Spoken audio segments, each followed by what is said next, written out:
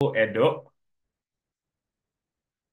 Um, Saat ini aku lagi studi master bidang quantum science dan teknologi di uh, TUM, Technical University of Munich. Fokus spesialisasi aku di algoritma, quantum algorithm, specifically use case-nya untuk quantum optimization. Aku dulu FT angkatan 2016 dan aku lulus tahun 2021. Kalau kalian mau tahu lebih detail tentang profil atau biografi aku, di situ aku taruh website pribadi aku. Kalau kalian mau buka, silahkan. Oke, terus buat hari ini, jadi awalnya aku dikontak sama Keva. Terus awalnya Keva bilang, Kak, mungkin bisa sharing tentang quantum optimization gitu, dan kerjaan kakak di Infineon. Tapi terus eh, menurutku kalau aku 40 menit, 45 menit ngebahas quantum optimization, nanti tidur kalian semua. Pasti boring gitu. Soalnya kan aku expect kayak yang datang hari ini kan mungkin tingkat 2 tingkat 3 gitu ya. Paling mentok mungkin tingkat 4 gitu.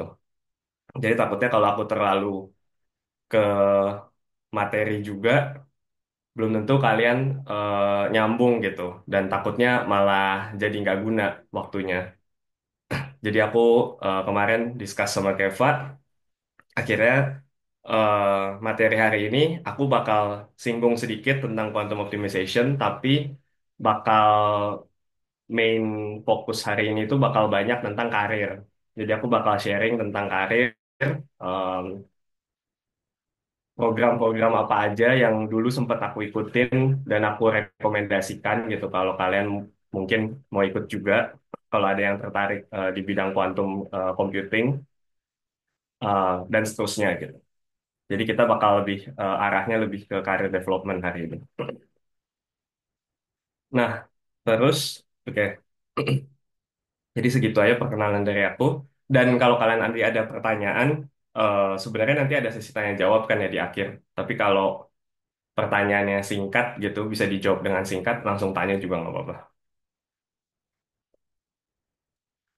Dari ini yang datang berapa? Dari 20-an orang yang datang hari ini, yang pernah dengar tentang quantum computing berapa orang? Bisa acungin jempol nggak di Zoom ya? Aku penasaran aja. Berapa banyak? Oh, ada Azhar nih. Baru lihat. Azhar aku kenal. Sisanya nama baru semua. Satu, dua, tiga, tiga, empat orang. Sisanya nggak ada yang pernah dengar sebelumnya. Oke. Ya, jadi quantum computing itu em, bedanya kalau ditanya gitu ya Kak, bedanya emang apa sih sama classical computing gitu? Perbedaan paling utamanya dua ini, superposition dan entanglement gitu.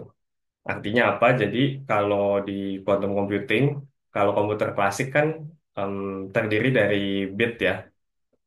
Satuan informasi terkecilnya itu bit.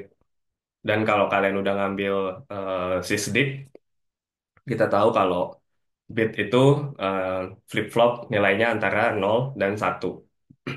Tapi nggak bisa punya state 0 dan 1 di waktu yang bersamaan, ya kan? Kalau di sysdig, kalau kita gambar state diagram, itu ya tiap bit kalau nggak 0 ya 1 gitu kan. Sedangkan kalau di quantum computer, em, satuan informasi terkecilnya itu kita sebut qubit. Dan si qubit ini uniknya dia bisa punya state superposisi gitu. Kenapa bisa gitu? Karena kalau kalian udah ngambil matkul Mektum, mekanika kuantum, kalian di situ bakal belajar kalau ternyata partikel itu sifatnya gelombang juga. Dan gelombang itu bisa superposisi, bisa ada di banyak tempat dalam waktu yang sama gitu. Jadi si qubit ini bisa punya value 0 dan 1 di waktu yang bersamaan. Itu kelebihan pertama quantum computer. Terus yang kedua, Entanglement. Entanglement ini jadi eh ini tuh susah sih jelasinnya. Tapi intinya ini tuh kayak koneksi misterius lah ya gitu antara dua partikel kuantum.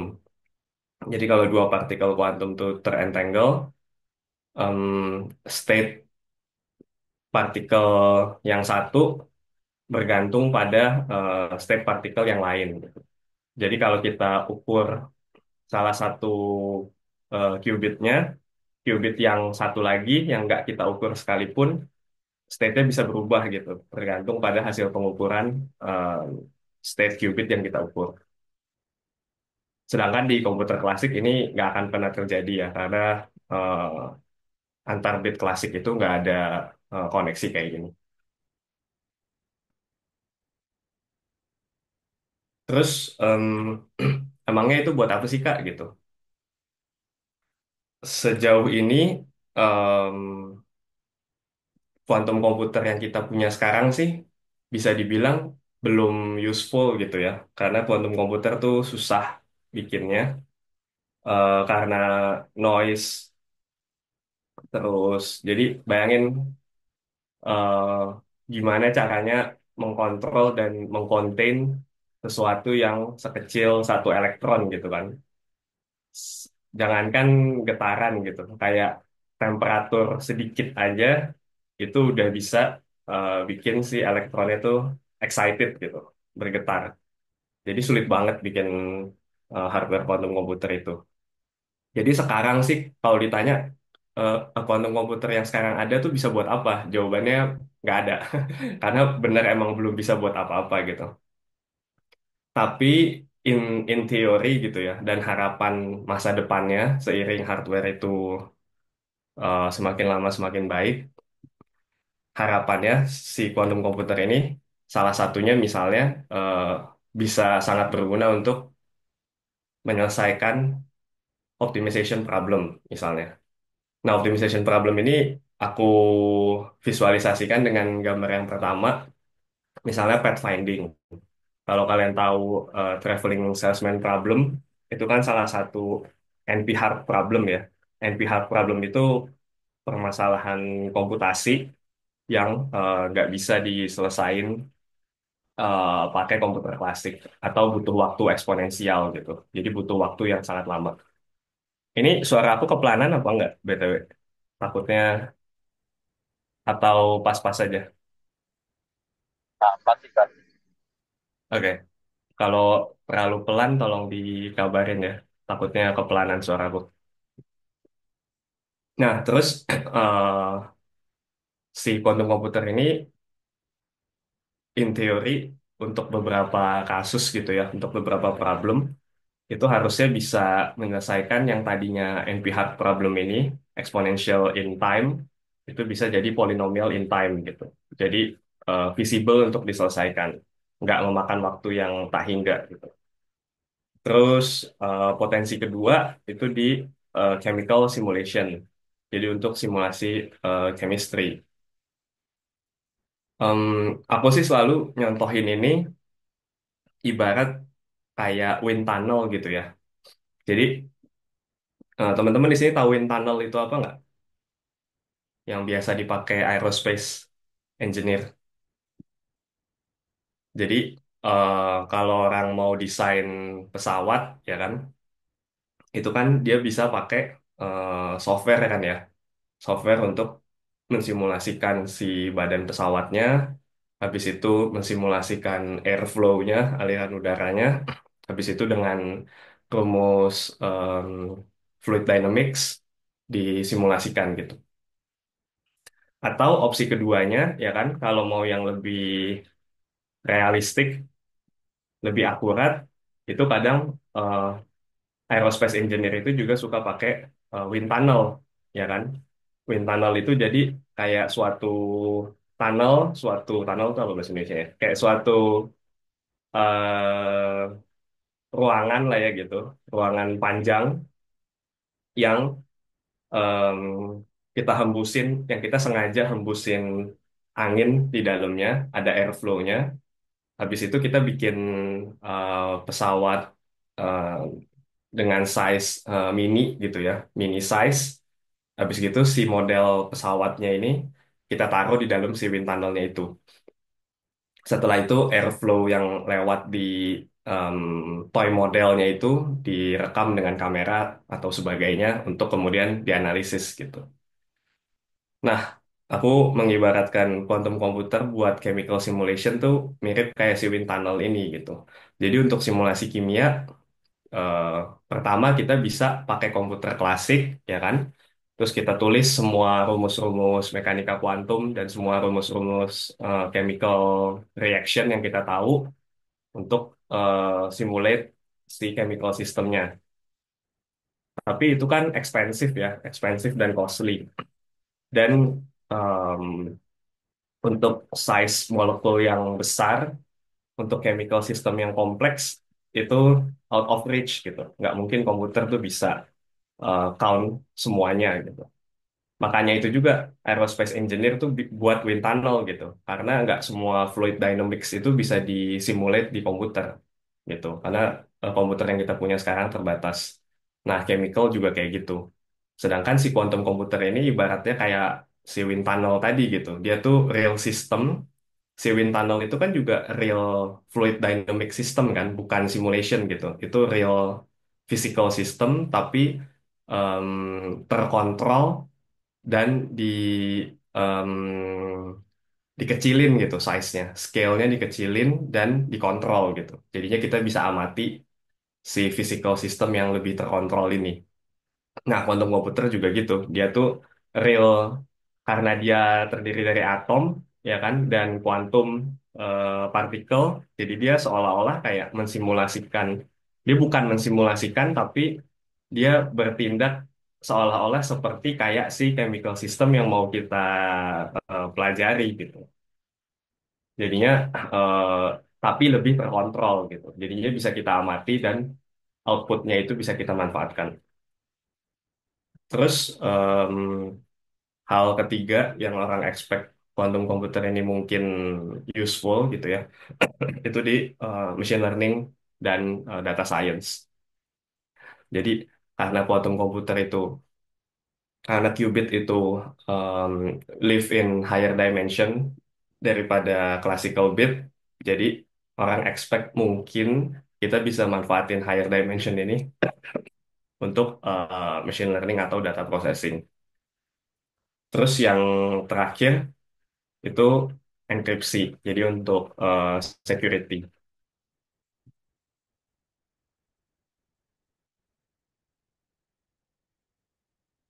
Nah, ini aku punya visualisasi sedikit kenapa quantum computer tuh mungkin useful gitu ya untuk problem yang nggak bisa diselesain sama classical computer. Aku tuh selalu biasanya ngebayanginnya kayak gini. Kayak kalian bayangin kalau misalkan kalian punya suatu data set, misalnya kayak gini.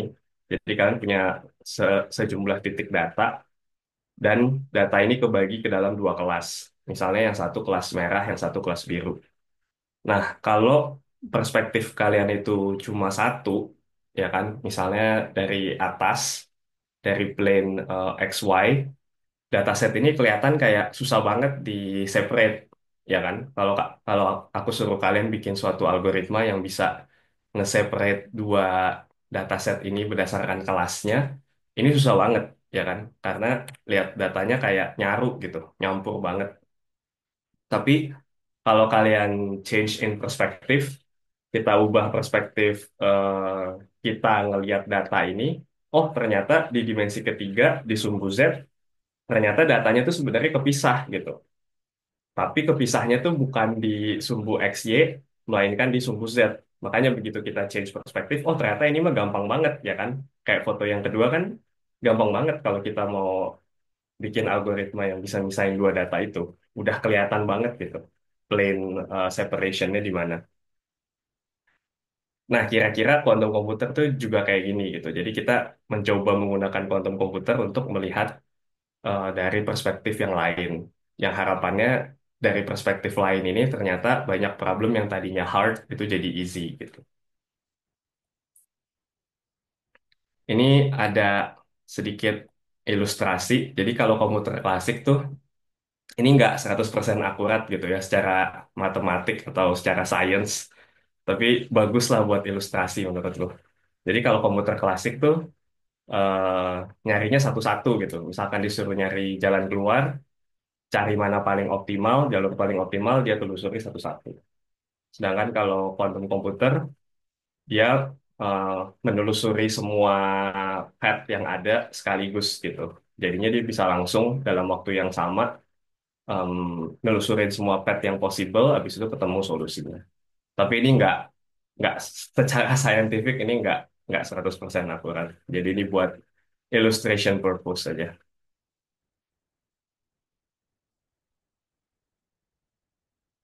Oke, nah terus segitu aja kira-kira eh, sedikit tentang apa sih quantum computing dan quantum optimization gitu. Terus yang selanjutnya mau aku banyak bahas itu adalah tentang karir. Jadi mungkin pertama aku mau singgung sedikit, ini konten yang udah umum sih, yang udah diulang-ulang, kalian juga pasti tahu tentang hal-hal yang biasanya ditanya gitu ya, dalam application atau uh, kalau kalian mau ikut internship, mau daftar S2, hal-hal kayak gitu. Habis itu aku akan bahas sedikit program-program apa yang kalian bisa ikutin. Dan aku bagi ini ke tiga tingkat gitu, yang bisa kalian ikutin sebelum lulus, yang bisa kalian ikutin setelah lulus, dan yang bisa kalian ikutin ketika kalian misalnya udah keterima di sekolah di luar negeri gitu, atau di dalam negeri tapi S2 S3 gitu. Habis itu terakhir aku mau share sedikit beberapa personal story gitu yang menurut aku uh, worth sharing. Oke, pertama CV. Kalian biasanya kalau bikin CV pakai apa? Aku boleh tahu nggak? Ada relawan mungkin yang mau ngejawab. Aku penasaran aja sih. Kalau kalian biasanya pakai apa bikin CV?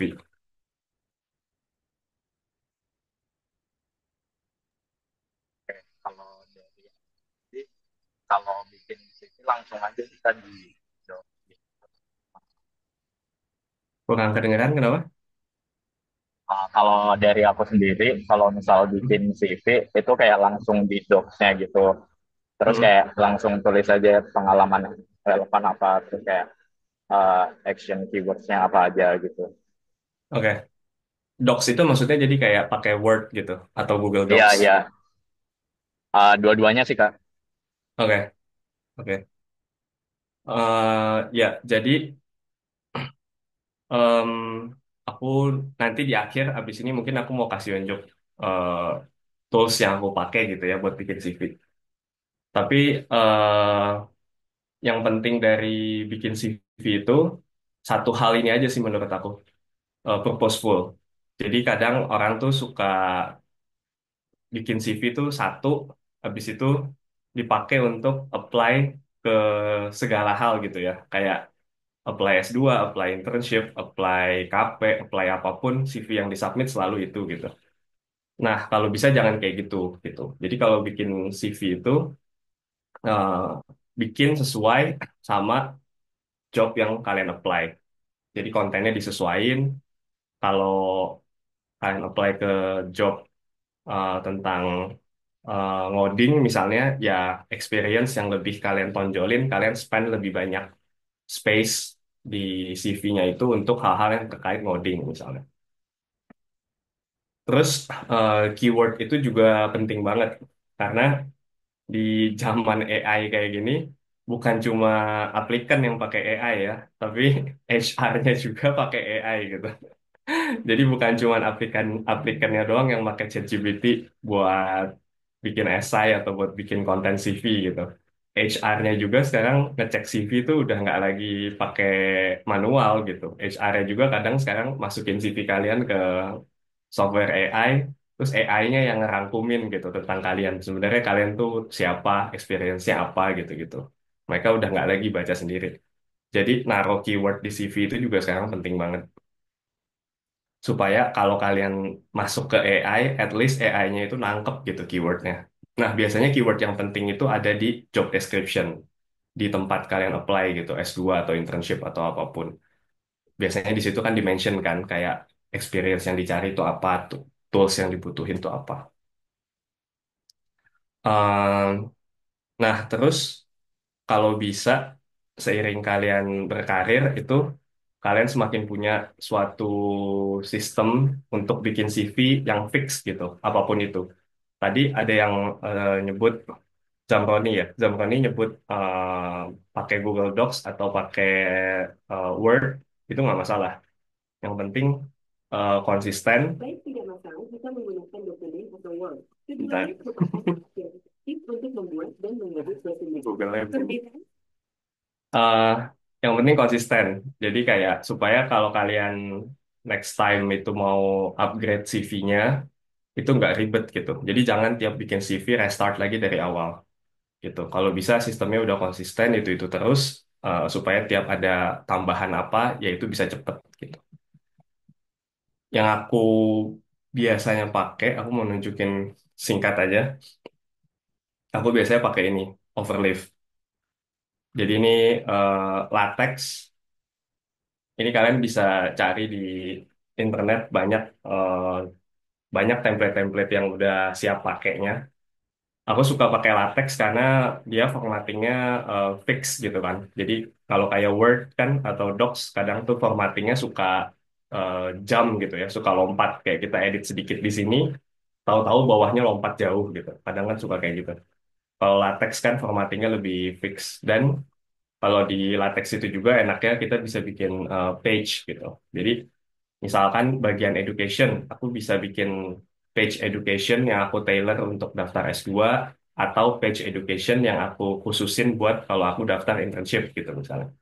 Nanti yang aku masukin di CV, aku tinggal pilih mau page yang mana gitu. Mau education yang buat A atau buat B. Jadi gampang banget mau ganti-ganti konten tuh cepet gitu kalau pakai Overleaf. Terus cover letter, di cover letter ini juga aku biasanya pakai overleaf juga sama, tapi kalau ini sih nggak terlalu ini ya, kayak pakai Word, pakai Docs juga sebenarnya nggak terlalu masalah karena ini intinya bikin surat aja kan nulis.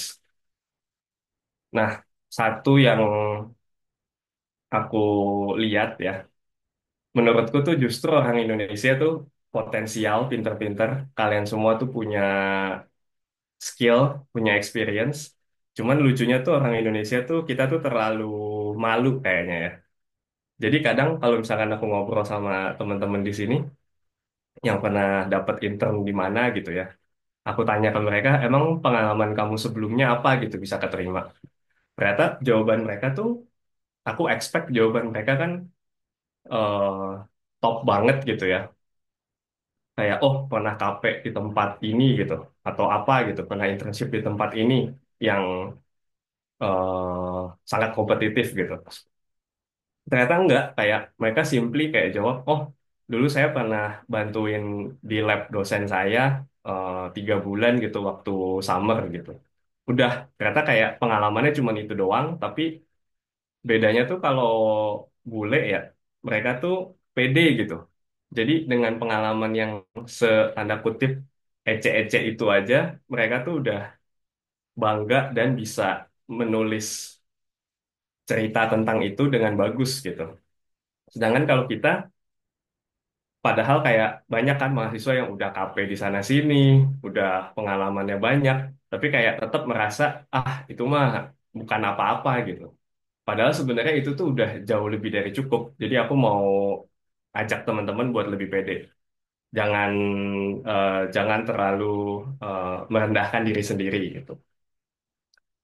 Dan yang aku suka lihat juga biasanya orang tuh kalau bikin motivation letter itu kayak stating facts gitu ya. Jadi kayak saya dulu bantu di lab 3 bulan, saya dulu ngerjain A, B, C, D, E, F, G pakai tools A, B, C, D, habis itu eh projectnya ini, hasilnya ini gitu. Nah, itu tuh HR tuh nggak bisa nginget itu gitu. Jadi itu tuh kurang kurang impresif karena bukan karena experience yang nggak impresif, tapi mengemasnya caranya salah gitu. Biasanya kalau dikemasnya kayak gitu, orang tuh ya lupa gitu. Setelah baca ya udah lupa, nggak ada impresi apa-apa gitu tentang kita. Jadi saran aku kalau bikin motivation letter itu bikin sebuah story gitu, bikin sebuah cerita. Jadi jangan bukan berarti bohong ya. Jadi bukan berarti bohong, kalian tetap sebutin apa adanya, apa yang memang jujur, tapi dikemas kayak jadi cerita gitu, bukan cuma nyebutin fakta-fakta doang. Dan jangan ngulang CV, karena banyak orang yang ujung-ujungnya cuma CV di copy paste gitu, diulang, disebutin lagi semua. Nah ini pentingnya merangkai jadi cerita supaya kalian nggak cuma ngulang CV. Terus ya ini sisanya standar sih, legal dokumen dan sertifikat. Yang mau aku remind itu tiga, kalau kalian emang interest lanjut studi keluar. Pertama itu mulai cari-cari kontak penerjemah tersumpah, karena ini sering banget kepake. Aku udah pakai ini kayak berkali-kali, tiap apply apapun ada aja kepakainya. Tapi hati-hati scam, karena kayak di internet tuh aku lihat banyak yang ngaku-ngaku penerjemah tersumpah, padahal ternyata dia penerjemah abal-abal gitu lah. Bener-bener ditranslate sih sama dia, tapi dia tuh nggak punya hak dari pemerintah gitu, nggak punya sertifikasi sah kalau dia tuh penerjemah tersumpah gitu dari pemerintah. Biasanya yang kayak gini tuh harganya miring. Jadi kalau kalian lihat di pasaran misalkan per lembar biasanya 100-200 ribu. Tiba-tiba ada satu yang cuma 50 ribu, 25 ribu. Nah itu tuh hati-hati gitu. Yang harganya miring-miring kayak gitu biasanya beneran ditranslate, tapi cap yang dia pakai itu sebenarnya dia bukan bener-bener penerjemah tersumpah yang sah. Terus nanti kalian lulus jangan lupa tuh baik-baikin. Mbak masih sama nggak sih TU-nya? Mbak Tanti sama Mbak Risa apa udah ganti? Sama kok. Sama. Iya, Iya. nanti kan lulus jangan lupa dibaik-baikin itu Mbak Tanti sama Mbak Risa. Karena aku sampai sekarang aja udah lulus berapa tahun yang lalu masih suka minta-minta gitu sama TU. Mbak butuh ini, Mbak butuh itu. Jadi kalau kalian lulus ditraktir kayak apa kayak kasih apa eh, makanan atau apa gitu ke TU. Baik-baikin lah pokoknya. Kalau bisa kalian kenal bahkan. Kalau bisa TU tuh kenal gitu sama kalian supaya kalau kalian minta sesuatu tuh nggak sungkan. Nah, terus ini online presence ini kalian yang lebih muda dari aku mungkin udah lebih update sih soal gini-gini. LinkedIn itu of course lah ya kayak minimal lah itu. Tapi kalau bisa saranku em, kalau kalian ada project di kampus gitu ya, tugas matkul atau bahkan tugas akhir itu kalau bisa ditaruh di GitHub gitu. Berantakan pun nggak apa-apa sebenarnya. Kalau bisa rapi lebih bagus, tapi berantakan pun nggak apa-apa. Yang penting itu GitHub itu kan ada kayak history commit gitu kan. Jadi bisa kelihatan kalian tuh seberapa involved dengan ngoding gitu. Terutama kalau kalian mau apply ke eh, job-job atau opportunity atau peluang-peluang yang hubungannya ke ngoding. Terus personal web ini butuh waktu lama, tapi menurutku worth it gitu. Jadi mungkin aku sih nggak nyaranin kalau kalian masih kuliah, kalian bikin kayak gini. Tapi kalau kalian lagi kosong, misalkan pas lagi libur, nggak ada kelas, atau pas udah lulus, udah selesai TA, tinggal nunggu wisuda. Nah, pas kosong-kosong kayak gitu kan waktunya banyak. Itu kalian bisa bikin kayak gini. Ini kayak lamanya tuh di awal doang sih, karena sekali udah jadi, mau ngupdate itu nggak susah. Ini kelihatan kan ya screenku, apa browsernya yang aku taruh di samping kanan. Kelihatan nggak? Oke, ya. Jadi ini sekali bikin aja, spend waktu memang lama banget buat bikin ini. Tapi kayak sekali jadi menurut aku investment yang sangat worth it gitu. Oke, terus aku mau eh, mention dikit apa-apa aja nih yang kalian tuh bisa apply di Quantum sebelum lulus. Kira-kira mungkin ada 5 ini. Pertama, online course. Jadi kalau online course ada banyak sih, apalagi sekarang ya, makin lama makin banyak. Tapi yang aku tahu itu dua yang aku suka pakai, Coursera sama EDX. Ini juga aku yakin kalian pasti udah tahu. Yang aku mau mention ini sih, pentingnya financial aid untuk dapetin sertifikasinya gratis gitu. Karena Coursera sih tetap useful kalau kalian cuma mau belajar, ya kan nggak ada salahnya nonton video walaupun nggak dapet sertifikat ya nggak apa-apa juga ya kan, namanya ilmu tetap berguna. Tapi kan nggak ada ruginya juga kalau dapet sertifikatnya, ya kan. Nah, cuman sertifikatnya itu kan mahal banget kalau kalian mau beli berapa puluh dolar gitu kan, berapa juta rupiah gitu. Nah, Coursera dan EDX itu selalu ada financial aid ini. Dan menurut aku financial aid ini mereka nggak terlalu dicek sih. Jadi kayak as long as kalian apply dan bikin esainya somewhat serius, itu most likely bakal keterima gitu. Aku punya satu esai template yang selalu aku pakai dari zaman aku belum lulus sampai sekarang, dan itu masih tembus terus gitu. Dengan template esai yang sama, aku masih masih sering dapet si financial aid ini gitu. Tiap aku nggak pernah apply terus ditolak, itu belum pernah. Tiap aku apply selalu dapet gitu dengan template esai yang sama. Jadi ini manfaatin sepenuhnya. Dulu sih pas COVID, seingatku ITB ada uh, kerjasama sama Coursera bisa dapat sertifikasi gratis gitu. Cuman aku sekarang nggak tahu masih ada atau enggak. Kayaknya udah enggak sih setelah COVID. Terus nextnya yang aku juga sangat-sangat menyarankan kalau kalian interest di quantum computing itu Qiskit Global Summer School. Ini gratis online 2-3 minggu, biasanya sekitar Juli Agustus gitu. Terus ini sangat-sangat beginner friendly karena mereka bahas benar-benar tentang quantum computing dari awal, jadi kayak kelas lah gitu, kayak ngambil course kuliah di S1. Dan ini nggak ada seleksinya gitu, jadi kalian nggak usah nyiapin CV, esai segala macem, rebut-rebutan sama orang lain. Ini cuma cepet-cepetan aja. Jadi kalau daftar ya udah dapet tempat gitu, tapi tempatnya terbatas sekian ribu gitu biasanya tiap summer school. Eh, Biasanya sekitar Juli Agustus, pendaftaran itu buka mulai Mei Juni gitu kayaknya.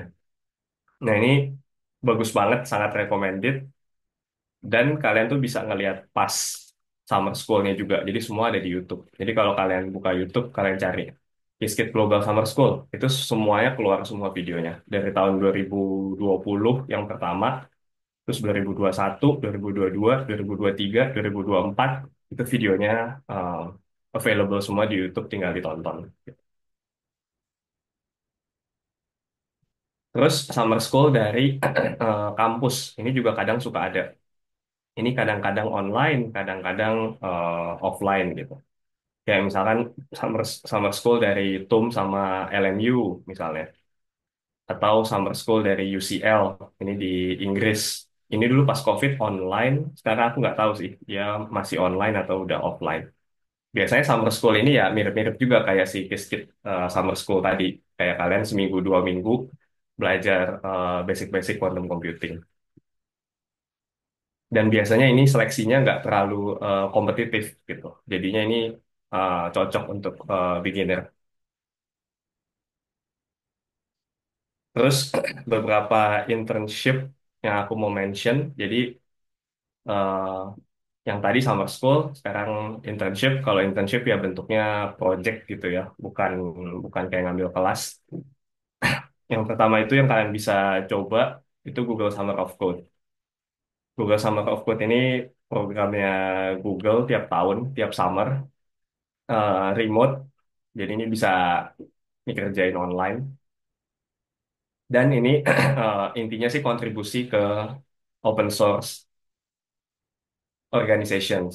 Jadi kalian ketika apply nanti kalian pilih mau apply ke organisasi apa, terus kalian bantu improve project open source yang mereka punya.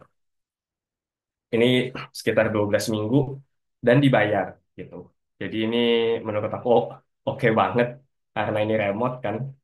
Remote dibayar tuh udah paling oke. Terus banyak juga project tentang quantum computing. Tahun ini sih udah tutup, jadi dia bukanya tiap sekitar Februari Maret. Projectnya start mulai Mei sampai Agustus. Kalian bisa ngelihat kalau kalian kepo. Biasanya sih tiap tahun projectnya tuh nggak akan banyak berubah gitu. Mungkin berubah tapi nggak akan banyak berubah. Jadi kalian kalau mau tahu project quantum tahun-tahunnya sebelumnya kayak apa sih, kalian kayak tinggal cari quantum gitu. Nah ini kalian bisa ngelihat quantum graph neural networks gitu. Kalian bisa baca, bisa lihat GitHub-nya juga kodenya kayak apa gitu. Equivariant quantum neural networks for high energy physics. Jadi ini project-project yang udah ada. Eh, Seleksinya tergantung organisasinya. Jadi kayak bisa CV doang, ada yang ada tesnya, ada yang interview gitu, beda-beda. Ini GitHub yang aku pakai waktu aku ikut seleksinya. Jadi ini si organisasi yang aku daftar kemarin namanya ML for Sci, Machine Learning for Science. Terus kayak ada tesnya, aku submit tesnya lewat GitHub. Dan yang selalu pasti ada tiap tahun itu proposal. Mana proposal tuh?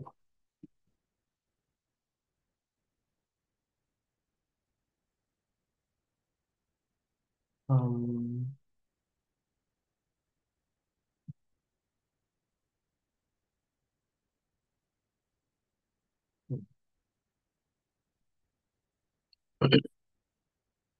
nah, proposalnya bikinnya kayak proposal TA1 aja sih. Jadi intinya kayak kalau kalian keterima, kalian bakal ngelakuin apa gitu. Project apa yang bakal kalian lakuin. Jadi kayak persis kayak tugas akhir lah. Kayak proposal TA1. Eh, Apa tujuannya, apa goals-nya, eh, terus eh, deliverable-nya apa gitu-gitu. Habis itu dasar teorinya apa. Itu kalian kalau mau contoh proposal bisa eh, lihat ada di GitHub aku. Biasanya sih kalau proposalnya oke, tesnya oke, keterima gitu. Karena ini juga ini lumayan kompetitif, tapi nggak highly kompetitif gitu. Terus nextnya, ini juga ada program tahunan dari CERN. Ini summer school. Ini summer internship. Jadi bentuknya bukan kelas, tapi lebih ke project. Waktu COVID online, sekarang setahu aku udah balik offline lagi. Ini offline di CERN-nya, jadi di Swiss dibayar setauku. Terus sekarang juga harusnya masih. Dan ini ada dua, ada summer student biasa dan open lab. Open lab itu kayak divisi computing di CERN gitu. Biasanya sih yang banyak project quantum computing itu yang open lab-nya, yang lebih banyak tentang quantum computing. Nah, ini lebih kompetitif dari Google Summer of Code tadi karena slotnya lebih sedikit. Kalau Google Summer of Code tadi kan organisasinya banyak banget ya. Jadi kayak misalnya ada ratusan open source organization yang ikut em, di Google Summer of Code. Terus misalnya tiap organisasi bisa nerima 10 aja. Jadi bisa kebayang gitu kan yang keterima tuh banyak. Sedangkan kalau CERN ini yang keterima tuh jauh lebih sedikit gitu, kayak cuma sekian ratus orang. Makanya ini bisa dibilang lebih kompetitif. Tapi banyak kok alumni TF, alumni FT yang keterima di sini banyak. Jadi eh, layak kalau ada yang mau nyoba menurutku. Sangat visible. Terus ini kita bisa skip aja karena waktunya terbatas. Nextnya hackathon. Hackathon tuh juga banyak banget hackathon tapi quantum computing. Itu satu sih yang aku rekomendasi kalau kalian mau ikut itu yang dari Sanadu. Namanya QHack. Itu juga tahunan eh, tiap Februari awal tahun gitu biasanya. Februari Maret. Ini yang paling terkenal karena dia udah paling lama, udah yang paling tua dan paling mungkin paling prestisius juga kayaknya. Karena ini kayak orang paling tahu tentang ini. Jadi ini 1-2 minggu kalian ngoding kayak hackathon biasa aja gitu. Ada challenge, ada coding problem, kalian coba solve. Habis itu ini aku dapat banyak banget temen dari ikut ini. Waktu itu aku ikut ini sampai ketika aku ikut itu aku nggak punya kenalan siapa-siapa. Jadi aku dari Indonesia sendiri ikut aja gitu, ikut-ikut. Terus di sana aku dapat kenalan banyak temen baru. Terus hadiahnya juga macem-macem. Ini chat ada yang nanya nggak? Sisa waktu. Oh ya, ya ini kalian bisa dapat banyak teman di sini dan hadiahnya juga lumayan oke. Mulai dari hoodie doang sampai ada yang hadiahnya tuh internship gitu di salah satu company yang uh, jadi sponsor mereka. Termasuk CERN juga kadang-kadang suka jadi sponsor dan kadang hadiahnya itu suka berupa internship. Terus yang aku mau uh, saranin lagi, ini juga salah satu yang penting. Jadi kalau yang aku mention di sini, terutama yang Qiskit itu menurut aku sangat useful sih. Kalau kalian mau cek dan apply, namanya Qiskit Advokat. Jadi ini bukan internship, uh, bukan project gitu ya, bukan sama school, tapi ini lebih ke organisasi. Jadi ini mungkin kalian apply setelah ini sih, nggak di awal banget belajar quantum computing, tapi setelah kalian mulai punya experience, udah pernah internship di beberapa tempat, udah pernah ngerjain 1-2 project, baru mungkin nyoba ini. Jadi ini komunitas quantum computing eh, dari IBM gitu. Dan positifnya kalau udah keterima itu jadi ini kayak lifetime gitu ya, lifetime participation. Jadi sekali udah keterima ya udah gitu selamanya gabung di organisasi ini. Itu positifnya banyak banget. Kalian bisa dapat special event yang nggak terbuka buat orang lain yang bukan advokat. Kalian bisa dapat banyak em, kelebihan, terutama kalau misalkan kalian apply ke job-job di IBM, internship atau apply kerja, itu biasanya kalau Qiskit Advokat tuh kayak ditandain gitu aplikasinya. Karena kalian kayak dianggap spesial gitu. Dan seleksinya tuh tiap tahun makin susah. Jadi waktu 2020 pas aku apply, itu tuh aku inget banget. Dulu tuh nggak ada tesnya bahkan. Kayak kita cuma submit kontribusi kita terhadap quantum computing itu apa aja. Habis itu ada ronde interview, ada interview round, udah gitu. Terus kayaknya makin ke sini yang orang yang ikut di quantum computing tuh mungkin makin banyak. Jadi yang daftar juga mungkin makin banyak. Seleksinya tuh makin susah, makin ketat. Lama-lama sekarang udah ada tesnya. Aku nggak tahu ke depannya mereka mungkin bakal nambahin apa lagi. Tapi saran aku kalau kalian udah punya 1-2 experience di quantum computing, sebaiknya segera apply sih. Karena kayak ini kelihatannya makin lama tuh makin susah gitu application-nya. Dan sekali udah keterima, nama kalian tuh bakal ditulis di websitenya IBM gitu. Mereka ngelis siapa-siapa aja advokat yang mereka punya. Dari Indonesia ini, kalau kalian lihat, yang aku tahu sih 2, aku nggak tahu ada lagi nggak sekarang yang udah nambah. Si Albert ini juga cutting FT, FT 18 kalau nggak salah seingatku. Sama aku. Aku nggak tahu sih ada lagi nggak yang udah pernah daftar ini. Terus, um, oke, special mention atau mau mention tentang brain quantum. Jadi si brain quantum ini baru buka tahun 2022. Ini divisi kuantumnya brain. Kalau yang nggak tahu, brain itu penggantinya LIPI. Jadi LIPI sekarang tuh gabung semua organisasi riset di Indonesia sekarang gabung jadi brain. Nah, ini menurut aku keren banget karena eh, banyak orang-orang di sini tuh yang terkenal kayak Pak Agung gitu ya. Ini tuh researcher kelas dunia tapi ada di Indonesia gitu. Jadi ini sangat reachable buat anak-anak ITB yang mau KP atau TA. Kalau kalian interest, menurut aku tinggal email aja salah satu orang di sini dan mereka pasti bakal bales gitu untuk kayak kesempatan KP atau tugas akhir.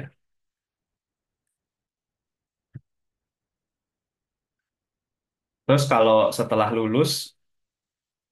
lulus itu menurut aku timing yang agak nggak enak karena biasanya banyak program yang cuma bisa daftar kalau kita student, ya kan? Entah itu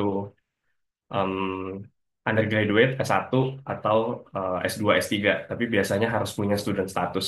Tapi nggak semua kok, nggak semua program yang aku mention tadi harus punya student status. Jadi mungkin saran aku Pak, nanti ketika kalian lulus, itu mungkin lebih nyari ke S2, S3 sih, atau ya program internship yang mungkin bisa di-apply tanpa student status gitu. Cuman itu biasanya sedikit, nggak sebanyak yang kalau harus student. Nah, program kuantum sih banyak banget. Aku nggak bisa mention semua di sini. Yang aku mau mention ya paling program aku sekarang karena itu yang aku paling tahu, yang paling aku ikutin. Kalau kalian tertarik mau apply, ini tuh tutupnya bulan Mei dan aku suka banget karena mereka tuh fair. Jadi kalau kalian buka websitenya, kalau ada yang tertarik pas sesi tanya jawab nanti mungkin bisa bahas ini lebih lanjut. Mereka itu bener-bener ngelis gimana proses seleksi mereka, bahkan sampai sistem poinnya pun dikasih tahu. Jadi kadang kalau kita apply kan kita suka kesel kan, kita nggak tahu kalau ditolak tuh kenapa gitu. Kalau programnya QST-nya di TUM ini, mereka tuh bener-bener ngelis CV dapat berapa poin, esai dapat berapa poin, ini itu dapat berapa poin. Jadi bahkan sebelum apply pun kalian bisa kira-kira nih kayaknya diterima atau enggak gitu. Mereka bahkan sebut minimal poin untuk keterima berapa gitu. Jadi di kampus ini tuh kalian bukan ngelawan aplikan lain, tapi kalian ngelawan angka gitu. Jadi kalau poin kalian udah melebihi si angka ini, ya kalian keterima gitu. Terserah mau 100, 200, 300 orang yang ngelebihin poinnya, ya semuanya keterima gitu. Siapapun yang ngelebihin poin ini, ya dia keterima gitu. Jadi nggak kalian diadu sama pendaftar lain, terus yang keterima tuh cuma misalkan 100 gitu, out of dari semua yang daftar gitu. Kalau kampus di Jerman kebanyakan kayak gini sih sistemnya. Jadi ngelawan poin, bukan ngelawan pendaftar lain. Em, si Azhar juga kalau kalau nggak salah tahun lalu ya Zar, apa tahun ini kamu keterima. Si Azhar juga baru keterima tuh program ini. Jadi mungkin bisa tanya-tanya dia juga kalau mau yang lebih up to date.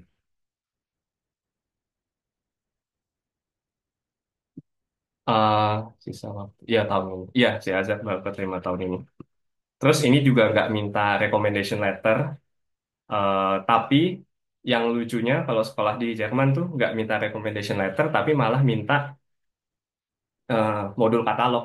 Jadi kalau kampus di Jerman itu sangat peduli sama knowledge background kamu gitu.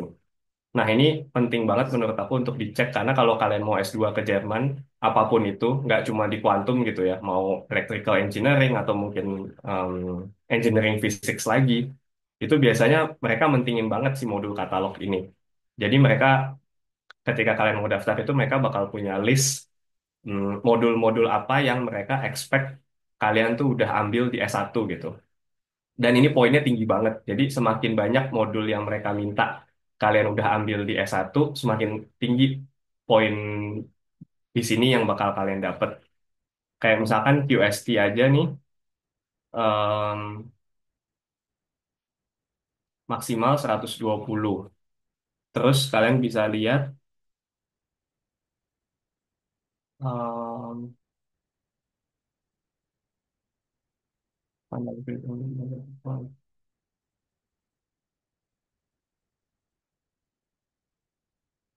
letter of motivation-nya aja cuma 40 kan. Jadi kayak sisa 80. 80 poinnya itu datang dari em, 40-nya dari IP, Dan sisanya, jadi sisanya tuh berarti 40 lagi ya. Oh, one tenth per every. Iya, sisa 40-nya itu dari em, persamaan si kurikulumnya gitu. Angka ini sih tiap tahun ganti-ganti, karena dulu zaman aku angkanya nggak kayak gini. Dulu zaman aku bahkan 60.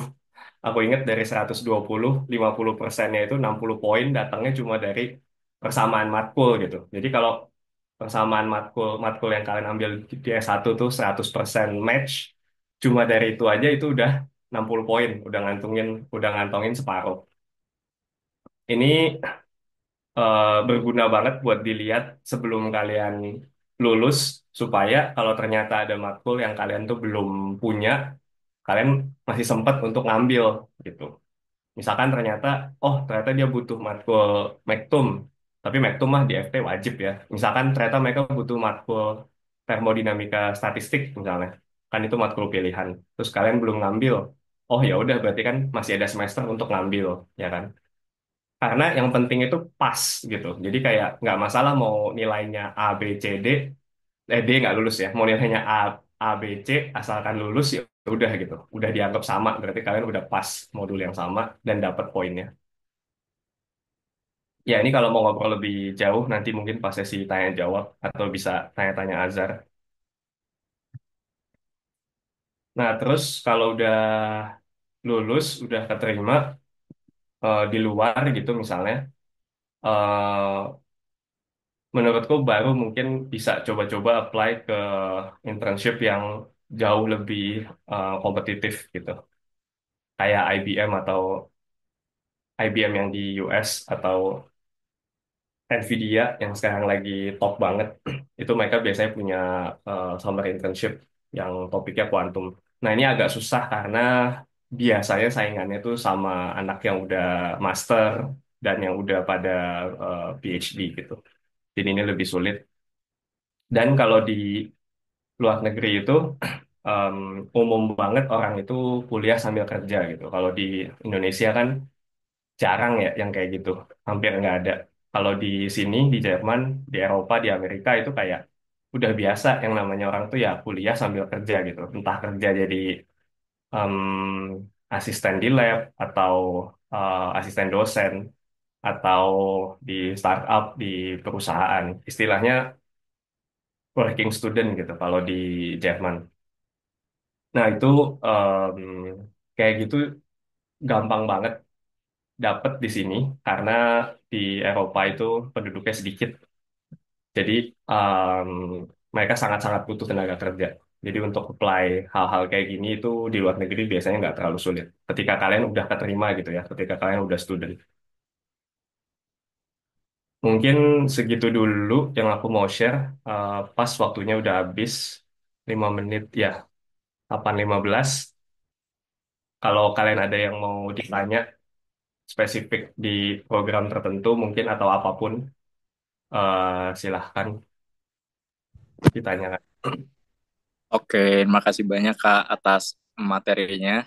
Wah, benar-benar daging banget ya teman-teman, benar-benar insightful. Tiap program tadi dikupasin satu-satu, terus dikasih tahu juga orang-orangnya siapa aja yang bisa di reach out dan lain-lain.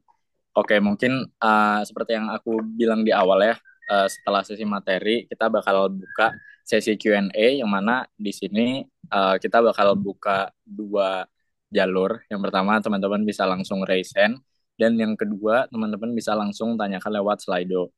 Nah, untuk link Slido-nya sendiri sudah dikirimkan di kolom chat atau teman-teman juga bisa langsung masukin kode ke slido.com di 6423792. Oke, mungkin aku buka pertanyaan yang raise hand dulu kali ya untuk teman-teman yang ada di Zoom meeting ini yang mau bertanya secara langsung ke Kak Edo, dipersilakan banget. Oke, di sini udah ada satu yang raise hand, Mikel. Untuk Mikel dipersilakan.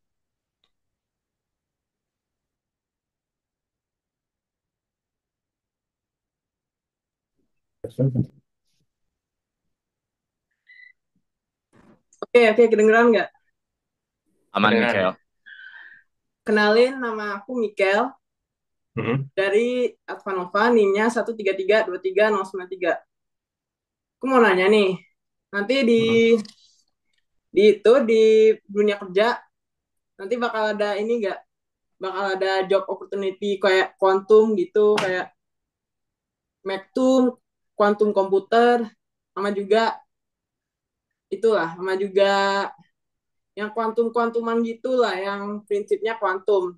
Dan kedua nih, kan aku pas di SMA pernah ngambil eh, pernah ngambil mapel kuantum, bukan mapel pilihan sih, di itu di itu sama IBM. Menurut menurut itu dia, aku mau nanya nih, menurut kalian, menurut kakak di kuliah itu gimana itunya, gimana ada kursus yang gratis lagi, kursus yang gratis lagi buat kuantum ada gak? Kan soalnya di SMA itu kursusnya gratis. Aku mau nanya aja, kuliah mata pelajaran yang ada kuantum-kuantumnya yang gratis sama juga setahun lah gitu. Sama juga yang ketiga, nanti di itu pas kenapa itu di IBM itu hackathonnya susah diterima, dan tips untuk dapat diterima dan juga persiapannya itu aja sih. Oke, thank you banget Michael atas pertanyaannya. Mungkin kalau bisa aku recap, tadi pertanyaannya itu ada tiga. Yang pertama, terkait job opportunity di bidang kuantum itu kayak gimana. Terus habis itu yang kedua, untuk kursus yang gratis untuk yang kuantum di bidang kuantum tadi kayak gimana. Dan yang ketiga itu gimana tips-tips buat ikut hackathon tadi gitu ya Kak. Mungkin Oke, boleh langsung Ya bang, dijawab bang. Kak. ya. Makasih pertanyaannya. Jadi kalau pertanyaan pertama tadi ini ya, job ya, job, job opportunity. Kalau di Indonesia sih jujur susah. Satu-satunya yang aku tahu kalau kalian mau cari job quantum computing di Indonesia, paling ujung-ujungnya ke BRIN. Ini kayak satu-satunya yang aku tahu nerima atau kayak butuh gitu ya, butuh orang yang ngerti quantum komputer. Mudah-mudahan ke depannya nambah, karena BRIN sendiri juga kan masih muda ya kan, masih baru. Mudah-mudahan ke depannya makin banyak company yang lebih interest ke quantum computing. Tapi sejauh ini sih cuma BRIN ini sih yang aku tahu kalau di um, lokal ya, di dalam negeri.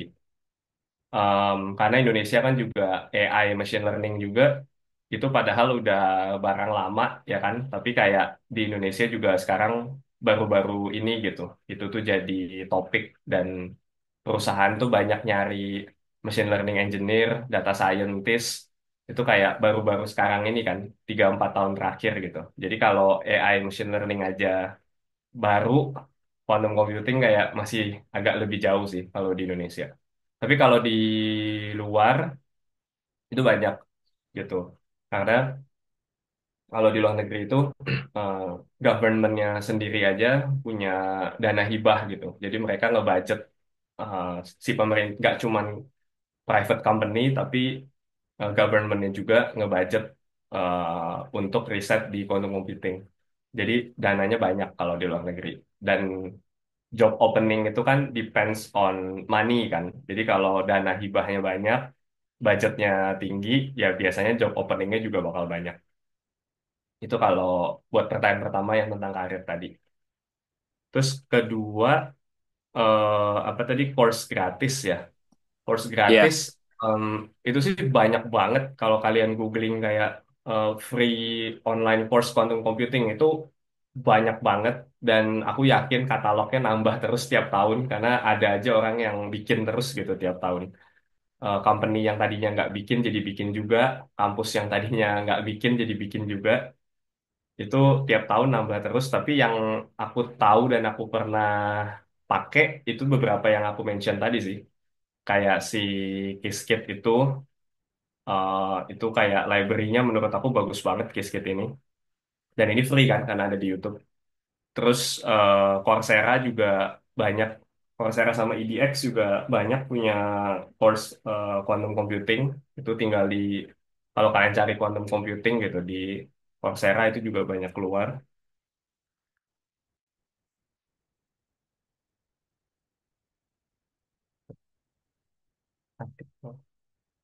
Oh ini help center. Ya kalau kalian buka website Coursera-nya. Tadi kalau nggak salah pertanyaannya juga nanya ada nggak yang sampai setahun full gitu ya. Itu aku ingat pernah dulu ada satu program apa namanya ya yang setahun full dari IBM itu juga. Mungkin itu kali yang dulu kamu ikutin. Nah ini banyak banget kan tinggal dipilih aja mana yang kalian mau ambil. Cuman aku lupa namanya apa kayak Qubit by Qubit ada namanya Qubit X Qubit itu mungkin yang dulu kamu ikutin karena kalau nggak salah itu terbuka buat SMA juga. Ini kalau nggak salah setahun full course-nya. Iya, Qubit by Qubit ini. Ini course tahun full. Kalau nggak salah ini kayak supported by IBM juga, tapi aku lupa. Aku belum pernah ikut soalnya kalau ini. Ini juga bagus kalau mau diikutin. Banyak lah, banyak banget. Kalau di googling banyak banget. Aku nggak semua aku pernah ikutin, jadi nggak semua aku bisa cerita gitu. Karena yang beberapa yang aku punya experience, aku udah ceritain tadi. Tapi itu banyak banget. Em, bisa dicari. Terus pertanyaan terakhir apa tadi? Sorry, lupa. Oh, itu ya program internshipnya IBM. Ya bukan, pertanyaan terakhir. Kayak kenapa itu susah? Eh ini Kak kayak tips hackathon gitu. Oh, a- aku tadi nangkepnya kayak dia nanya nyebut hackathon, tapi sebenarnya nanya tentang internshipnya gitu. IBM Quantum Internship bukan Quantum Hackathon. Mungkin Mikel bisa di confirm. Kamu nanya yang mana? Aku nangkepnya tadi nanya kenapa internshipnya susah gitu buat Iya, keterima. betul. Oke, ya. Ya ini internship tahunannya IBM Quantum. Ya kenapa ini susah? Karena ini bener-bener orang biasanya nyari. Karena IBM kan di quantum computing salah satu yang apa ya, yang top gitu ya. Salah satu yang ibaratnya kayak Google di AI lah gitu. Salah satu company yang terkenal. Jadi orang banyak banget apply ke sini dan saingannya itu bener-bener udah bukan anak S1 lagi gitu. Karena waktu aku ke sana pun teman-teman aku tuh kebanyakan malah PhD, yang masternya tuh malah sedikit banget gitu. Jadi aku kalau kalian mau coba sebenarnya kan yang namanya nyoba nggak ada salahnya kan. Siapa yang tahu kalau keterima. Jadi bukan maksudnya jangan apply gitu, bukan gitu sih maksudnya. Tapi kayak jujur kalau buat S1 ini tuh tough banget seleksinya. Tapi nggak ada salahnya kalau kalian mau coba apply. Terus kalau yang pertanyaan gimana cara buat mempersiapkan buat yang ini, menurut aku jadi Qiskit advokat itu satu, itu ngebantu banget yang tadi aku mention. Karena itu punya IBM sendiri kan. Jadi kalau kalian aktif di organisasi yang mereka punya sendiri, itu jelas nilai plus plus plus gitu. Karena kalian apply ke IBM dan kalau kalian udah aktif di komunitas mereka sendiri kan mereka udah tahu nama kamu kan. Oh, kamu emang udah join banyak kontribusi dan udah aktif. Ini satu yang mungkin membantu. Yang kedua, experience. Kayaknya kalau ini nggak bisa sih kalau tanpa experience. Jadi kayak udah mesti ada experience dulu sebelumnya di quantum computing, apapun internship atau tugas akhir misalkan, atau kalian punya publikasi paper di bidang quantum computing. Anything lah, pokoknya something gitu. Udah punya basic experience.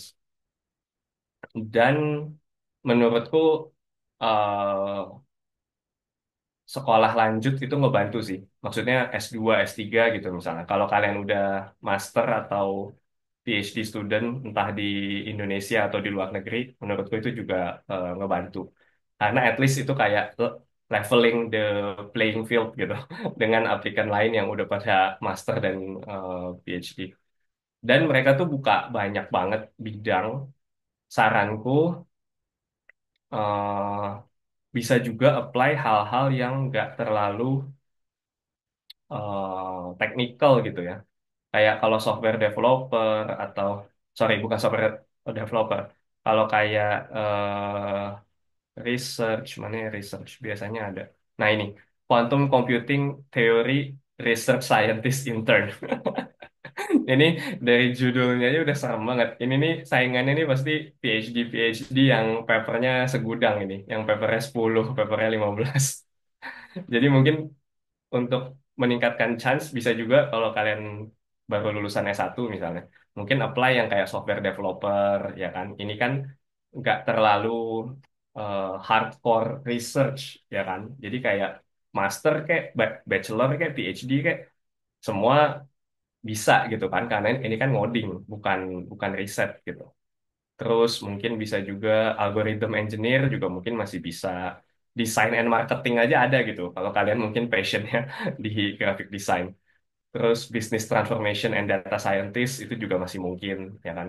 Tapi kalau yang kayak teori research scientist, terus quantum computing experimental research scientist, ini tuh biasanya hardcore PhD gitu. PhD yang udah mau lulus, yang papernya udah segudang gitu. Jadi apply ke topik yang tepat itu juga penting sih, sesuaiin sama kita eh, lebihnya di mana. Tapi kalau kalian misalkan ternyata selama S1 udah publish banyak paper, banyak riset, ya nggak menutup kemungkinan juga sebenarnya buat bisa keterima di yang dua tadi, misalnya. Itu sih paling jawabannya. Oke, terima kasih banyak Kak atas jawabannya. Mungkin dari Michael sendiri apakah sudah menjawab? Ya, Oke, terima kasih Michael. Mungkin kita lanjut ke pertanyaan selanjutnya. Tadi ada Rimba. Untuk Rimba dipersilakan. Apakah suara aku masuk dan jelas? Ya, Oke. Ya, Halo Kak Edo. Perkenalkan saya Rimba Harisartanto. Saya dari Teknik Fisika 2022. Saya mungkin ada dua pertanyaan. hmm, Yang satu itu, apa culture shock yang saat studi di Jerman? Soalnya saya juga punya ketertarikan ke arah sana gitu. Maksudnya ke di Jermannya sih lebih tepatnya. Terus, dan pendanaannya itu apakah dulu Kak Edo pakai beasiswa dan beasiswa apa? Kalau memakai beasiswa. Terus yang kedua itu mungkin ini agak sedikit trivial kayak kan nama Kaido udah melegenda di TF ini gitu. Aku udah sering dengar Kaido di mana-mana. Nah itu dengan banyak hal yang tadi Kaido udah kasih tahu kayak course dan lain sebagainya. Tapi kan waktu yang kita punya itu sedikit. Itu kira-kira gimana ya prioritization-nya atau sacrifice-nya yang dilakukan Kaido dulu itu gimana? Aku penasaran aja sih. oke, boleh langsung dijawab aja Kak. ya. Pertanyaan pertamanya boleh diulang sedikit nggak? Suaranya tadi sempat hilang. Sebelum yang nanya Oh, tentang beasiswa dan funding. uh, uh, culture shock sih, lebih kayak culture shock apa yang beda Culture shock. mungkin dari segi belajarnya, cara belajar orang-orang di sana atau gimana. Oke. Ya, terima kasih pertanyaannya, Rimba. Culture shock, ya. Aku waktu baru pertama keterima itu jujur shock banget. Bentar, aku bisa ngasih lihat nggak ya PR-nya? Aku nggak tahu sih di laptop aku masih nyimpen atau enggak. Ya, aku nggak bisa ngasih lihat, tapi aku nggak nyiapin soalnya. Tapi jujur aku pas keterima itu minggu pertama udah langsung shock banget. Bukan secara culture kayak gimana-gimana gitu ya. Kalau orang sini sih baik-baik sih. Kayak aku nggak pernah merasa kayak pernah dirasis atau apa gitu. Kayak karena emang budaya Barat kan biasanya menjunjung tinggi individualisme ya. Jadi kayak mereka nggak terlalu peduli mau kamu pakai baju apa, mau kamu agama apa, mau kamu suku apa, mereka nggak peduli gitu. As long as kamu bertindak sebagai manusia yang baik dan benar gitu, nggak melanggar aturan apapun, ya udah mereka fine fine aja gitu. Mereka nggak akan ngerasis cuman karena kamu dari Asia atau apa. Tapi yang aku shock banget itu di akademiknya sih. Minggu pertama itu aku udah langsung dapat PR kan. Ketika kalau di FT biasanya mungkin minggu pertama masih santai-santai, masih main pingpong. Dan PR-nya itu nggak tanggung-tanggung gitu. Langsung yang susah banget. Ujiannya pun juga jujur susah banget. Jauh lebih susah daripada di FT. Aku nggak tahu apakah mungkin juga ini efek karena aku lompat ya kan. Karena kalau FT kan sebenarnya lebih engineering ya. FT itu bukan science kan. Kita bukan fisika gitu. Kita lebih ke arah engineering yang matkul-matkulnya juga nggak pernah fisika dan matematik yang hardcore banget gitu. Kita biasanya kayak rumus tuh nggak pernah sampai dipelajari detail banget asalnya dari mana ya kan pakai lemma satu, lemma 2, lemma 3 apa persamaan satu, persamaan dua, persamaan tiga gitu-gitu. Nah, sedangkan QST di TUM itu formatnya itu physics gitu karena dia di bawah payungnya Department of Physics. Jadi fisika banget gitu. Jadi mathnya itu matematiknya tuh kental banget yang bener-bener kayak mau ngerjain soal doang aja harus tahu dulu teori matematik A B C D gitu. Yang sebelumnya aku nggak pernah dengar kayak ini teori matematik apaan gitu. Yang ternyata begitu tahu itu soalnya jadi solvable gitu. Tapi harus tahu itu dulu. Jadi kayak aku ngerasa basic matematik fisika aku di sini tuh kayak dihantam banget karena aku emang backgroundnya FT kan kayak kalian. Jadi mungkin bisa juga kalian kalau tertarik kuantum bisa apply ke kampus-kampus yang misalnya si program kuantumnya ini di bawah payungnya teknik gitu ya. Misalkan electrical engineering, itu banyak kampus yang program kuantumnya itu di bawah electrical engineering. Yang kayak gitu aku ngebayangin kayaknya mungkin lebih friendly mungkin buat orang-orang kayak kita yang backgroundnya engineer. Karena kayaknya fisikanya nggak akan segila di kalau di departemen physics.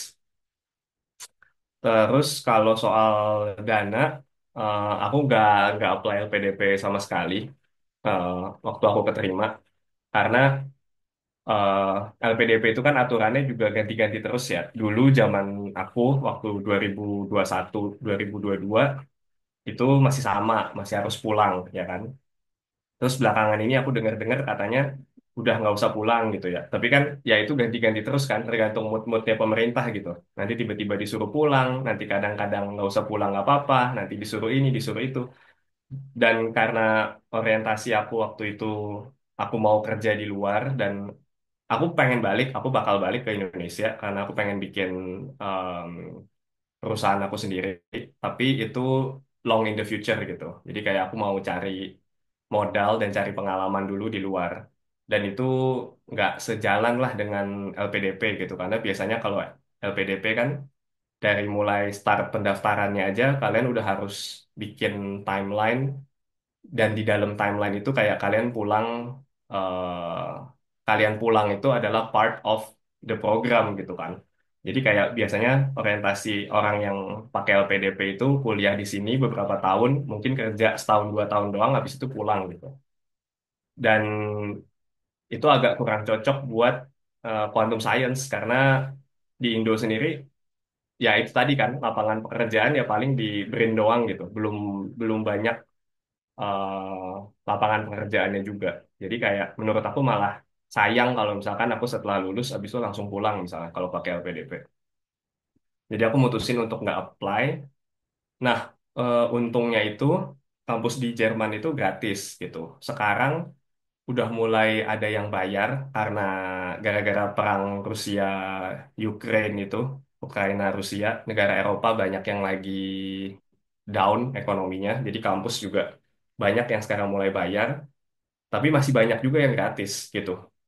Di Jerman tuh majoritinya masih gratis, apalagi untuk sekolah negeri.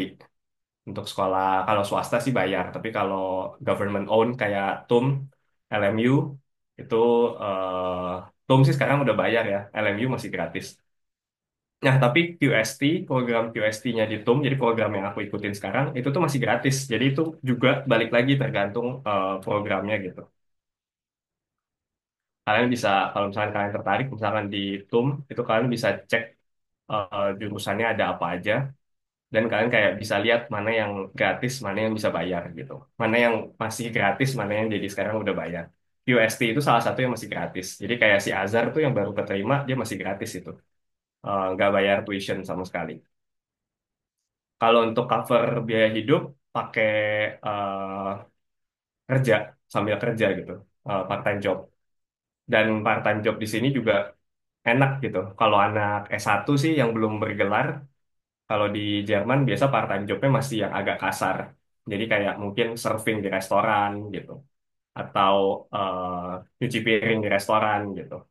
Cuma bedanya kalau di sini ya gajinya banyak gitu. Kerja nyuci piring doang juga itu udah lebih dari cukup untuk mengcover semua kebutuhan hidup kamu. Jadi jangan dibayangin kayak sama di Indonesia gitu.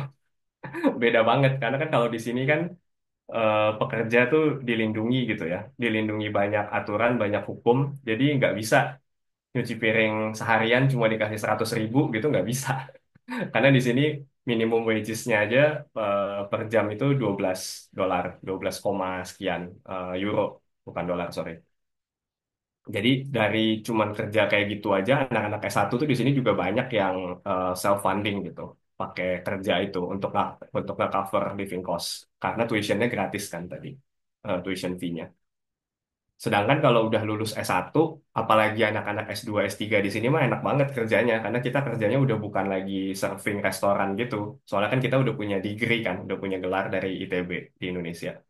Jadi kerjaannya ya kerjaan yang berdasi gitu, di startup, di company, di kampus, di lab sama dosen. Jadi kerjaannya lebih ke arah riset, ngoding misalnya, atau eksperimen di lab, macam-macam tergantung kerjaannya. Ada juga yang bisnis, yang tentang bisnis, jadi kayak bisnis development gitu-gitu.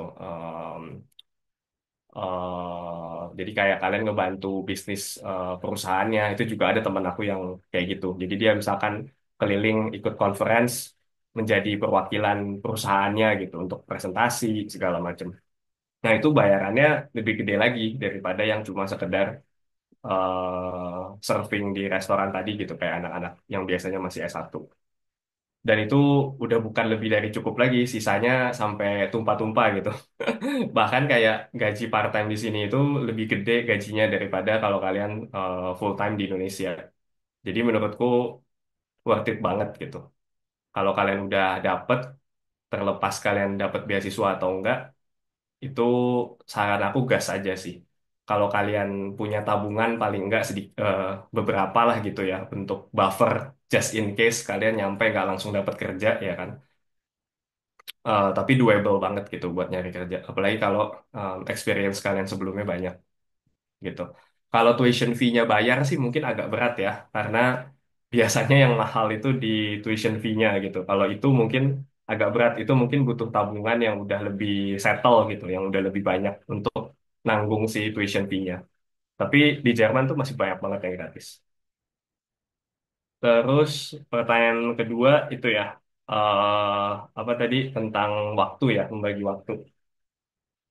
Em, Menurutku jujur aku tuh benefit banget dari COVID sih. Karena sebelum COVID itu juga aku mungkin sama lah kayak kalian sekarang. Aku nggak tahu sih sekarang tuh gimana sejak COVID berkehidupan di himpunan dan di kampus. Tapi sebelum COVID tuh himpunan tuh aktif banget, aktif banget. Eh, Semua kemahasiswaan tuh banyak banget acara. Jadi ya aku mahasiswa sebagaimana biasanya aja, kayak habis kelas nongkrong di sekre, main, ngobrol-ngobrol sambil ngerjain PR mungkin. Tapi terus begitu COVID, itu kan nggak bisa ngapa-ngapain ya 3 tahun pertama, dua tahun pertama lah. 2 tahun pertama COVID tuh 2020, 2021. Itu bener-bener nggak ngapa-ngapain gitu, di rumah doang. Ya udah di rumah nggak ada kerjaan, dan kebetulan juga gara-gara itu, akhirnya program kuantum tuh jadi banyak yang online gitu, gara-gara COVID itu. Yang akhirnya sampai sekarang masih dilanjut online terus gitu. Awalnya tuh startnya dari itu, dari mau mengisi kekosongan ketika COVID itu. Salah satunya si Kiskit Global Summer School tadi, itu kan yang pertama di tahun 2020. Itu juga gara-gara COVID gitu. Mereka jadi mau mengisi kekosongan selama COVID, malah diterusin gitu sampai sekarang. Jadi ada terus tiap tahun, jadi program tahunan. Nah, itu aku banyak banget belajar ketika masa COVID itu dan banyak banget apply-apply ke program sana sini gitu. Karena kebetulan pas COVID itu sih nggak ngapa-ngapain di rumah. Dan waktu itu juga aku lagi tesis kan. Jadi kayak udah fokus tesis di rumah nggak ngapa-ngapain, ya udah aku akhirnya jadi banyak belajar dan banyak apply-apply gitu. Tapi kayak jujur in general kalau orang nanya kayak apa yang ada nggak rahasia atau hal spesial yang aku lakuin, nggak bisa dibilang nggak ada sih. Maksudnya kayak aku bukan orang yang juga kayak bener-bener nggak having fun dan nggak punya kehidupan gitu. Aku juga kayak sama lah nongkrong di sekre ngobrol-ngobrol gitu. Tapi ya ketika kalau ada deadline PR ya dikerjain ya kan, ujian ya belajar semampunya. Terus eh, ya actively looking aja sih. Kalau kalian memang pengen ikut-ikut internship atau apa ya itu memang harus banyak apply. Karena biasanya kalau dulu aku pas awal-awal, pas belum banyak apply sana sini, itu tuh aku kayak masih belum punya default strategi gitu. Tapi setelah aku udah apply puluhan kali, kayaknya mungkin aku udah ngerjain application tuh ratusan ada kali mungkin. Dari sejak aku S1 sampai sekarang. Lama-lama semakin sering kalian apply, kalian tuh bakal makin sering ngeliat patternnya gitu. Kalian tuh bisa ngelihat dari openings misalkan ini kira-kira kalian bisa keterima atau enggak gitu. Kalau udah sering apply jadi lebih inilah jadi lebih pengalaman. Jadi paling saran aku ya itu sih kuliah aja sebaik mungkin. Kalau ada kesempatan diambil, kenapa enggak ya kan? Kalau ada open application yang memang kalian tertarik, apply aja, why not ya kan? Keterima nggak keterima itu kayak urusan belakangan. Dan em, networking itu juga penting banget. Jadi menurut aku main sama teman-teman itu tuh part of ini juga sih, part of yang menurut aku kenapa himpunan tuh penting. Karena sekarang juga aku dapat kerjaan yang sekarang itu juga bukan karena aku apply terus aku spesial banget ngalahin ribuan, 2.000, 3.000 peserta apa aplikan yang lain gitu. Enggak. Aku bahkan dapat kerjaan aku yang sekarang tuh karena kebetulan lab tempat aku tesis itu ada PhD student yang PhD studentnya dia istilahnya tuh jadi kayak industrial PhD student gitu ya. Jadi dia PhD student di TUM tapi sebenarnya sponsor by company gitu. Nah, company-nya tuh si Infineon tempat kerja aku sekarang gitu. Jadi aku cuman ngobrol aja sama dia, terus aku kebetulan lagi udah mau habis kontrak kerja aku sebelumnya. Jadi aku nanya ke dia, ada nggak kerjaan gitu di Infineon buat kuantum. Terus ya udah karena dia bidang kuantum juga kan, jadi dia tahu. Udah dihubungin gitu. Aku dihubungin sama HR di sana. Udah terus keterima ya udah gitu. Jadi kayak tetap aja at the end of the day kayak yang namanya kesempatan itu lahir dari networking gitu. Jadi jangan jangan sampai nggak temenan juga terus kayak belajar doang gitu. Karena punya punya banyak kenalan itu penting. Mudah-mudahan menjawab pertanyaannya. Oke, terima kasih banyak Kak atas jawabannya. Mungkin karena keterbatasan waktu, jadi di sini kita bakal batasin untuk dua pertanyaan terakhir yang udah raise di Zoom, yaitu ada Anarga dan juga Kak Azhar. Mungkin yang pertama bisa Anarga terlebih dahulu. Baik Kak. Halo Kak Edo, perkenalkan saya Anarga Paritranawidi dari TF22. Mungkin saya ingin bertanya sedikit tentang jurusan S2 Kakak sekarang yang apa tadi, quantum technology itu apakah emang berfokusnya di quantum computing atau ada yang lain-lain juga misalnya kayak sisi hardware-nya atau mungkin quantum sensor atau semacamnya itu Kak? Itu aja pertanyaannya. Sama mungkin ini sih, kalau di Jerman biasanya kalau program master itu terus kalian lanjut PhD atau udah lulus S2 terus kerja gitu ya Kak? Oke, Oke, boleh langsung dijawab aja Kak. ya. Ini screen aku masih kelihatan kan ya? share screen-nya. Masih Kak? Ya, jadi kalau QST karena namanya Quantum Science and Technology, jadi ini all about quantum science and technology sih. Jadi semua yang kamu mention tadi masuk gitu, quantum sensor, uh, quantum metrology, jadi nggak cuma quantum computing gitu. Quantum hardware, jadi semuanya masuk. Jadi mandatory modulesnya yang utama dua ini. Jadi di tahun pertama di semester satu kamu bakal ngambil dua ini, quantum information sama quantum hardware, karena ini kayak basicnya dipakai di semua matkul lain. Habis gitu tingkat apa semester selanjutnya semester 2 3 dan seterusnya itu kamu milih sama kayak di FT lah. Jadi kayak penjurusan gitu. Milih kalian mau ambil fokus di matkul apa. Nah, ini matkul pilihannya banyak banget listnya. Oh, nggak salah. Nah, ya ini matkulnya banyak banget. Quantum spektroskopi, simetri dan grup teori, software for quantum computing. Kalau ini matkul ini ngebahas tentang gimana cara ngebuat kayak ISKIT gitu ya, kayak software untuk quantum komputer. Terus photonic quantum, quantum simulation, quantum networks. Kalau quantum networks ini em, quantum communication gitu. Jadi gimana cara pakai partikel kuantum untuk komunikasi gitu. Manfaatin sih fenomena entanglement tadi yang aku mention di awal banget presentasi. Terus quantum information, quantum computing. Jadi ini kayak macam-macam semikonduktor. Ini kayak segala macam bisa dipelajarin semua di course ini. As long as yang hubungannya ke quantum science dan teknologi. Terus pertanyaan kedua, sorry aku lupa. Tadi pertanyaan keduanya apa?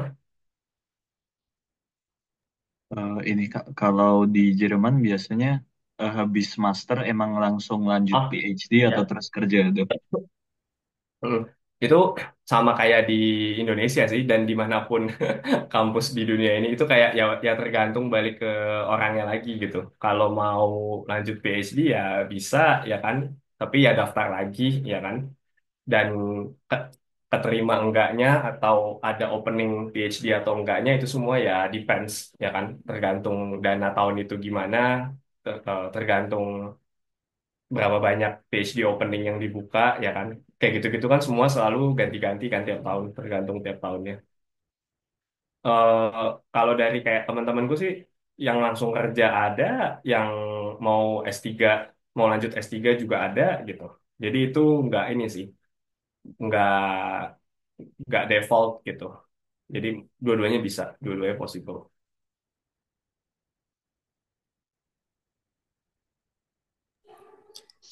mudah-mudahan Uh, terjadi. Oke, semoga menjawab ya Anarga. Mungkin kita bisa lanjut ke pertanyaan terakhir dari Kak Azhar. Halo Kak, terima kasih Zamroni. Mohon maaf lagi nggak bisa nyalain kamera. Sebenarnya tuh pertanyaannya tuh mirip mirip banget sama yang Anarga tadi, kayak tentang PhD, master sama buat ntar setelah lulus. Tapi mungkin dari Kak itu bisa nyusun ya Kak, apakah ada yang mau ditambahin atau udah cukup yang tadi. Yang pertama tuh kayak antara master sama PhD program di kuantum itu kan banyak ya Kak. Itu dengan kakak yang udah pasti banyak relasi yang PhD yang master itu ada ini gak kayak komparasi khusus kalau yang master misal pro and consnya gimana, terus kalau PhD yang langsung gitu bachelor langsung PhD misal di Amerika atau di Singapura saya lihat ada juga atau di tempat lain itu kayak perbandingan umumnya gimana. Terus yang pertanyaan kedua tuh perbandingan umum juga tapi buat nextnya gitu kayak berkarir di quantum field ini tapi gimana sih misal pro and consnya misal fokusnya ke akademik kayak postdoc ke univ mana gitu atau karir ke industri yang lebih ke industri kayak misal di IBM atau big tech lain atau di startup quantum gitu kan gitu dia agak relate sama yang dulu. Terima kasih. Oke. Um, jadi kalau um, menurut aku nggak ada bedanya sih, kayak misalkan karena kalau program PhD yang langsung ya, yang langsung habis S1 langsung PhD, yang kayak di US biasanya kayak gitu, di UK, di Inggris juga kalau nggak salah kayak gitu. Itu mereka sebenarnya tuh PhD-nya lebih lama daripada PhD yang di Europe gitu, di Eropa. Karena PhD mereka basically master tambah PhD gitu. Cuma dijadi satu aja. Jadi 2 tahun pertama PhD yang di US, di UK itu juga ujung-ujungnya kayak master gitu, ngambil kelas. Mungkin setahun lah, setahun setengah mungkin. 1 sampai 1,5 tahun pertama itu kayak yang ngambil kelas, ngambil course, atau at least 1 tahun pertama gitu ya. Habis gitu tahun kedua, ketiga, dan seterusnya baru riset gitu. Tapi biasanya di tahun pertama tuh tetap ngambil kelas dulu. Jadi itu sebenarnya master yang digabung sama PhD gitu. Dan kalau setelah 2 tahun pertama, setelah kamu finish semua course-nya, kamu nggak mau lanjutin PhD-nya kayak yang di US gitu, misalkan kamu keluar karena capek, bosen, atau kayak mau kerja aja atau gimana, bahkan biasanya ada program-program yang bakal tetap ngasih kamu sertifikat master gitu. Jadi kayak dianggap kamu udah finish di bagian masternya, walaupun PhD-nya nggak sampai selesai gitu. Jadi basically itu sebenarnya sama aja sih.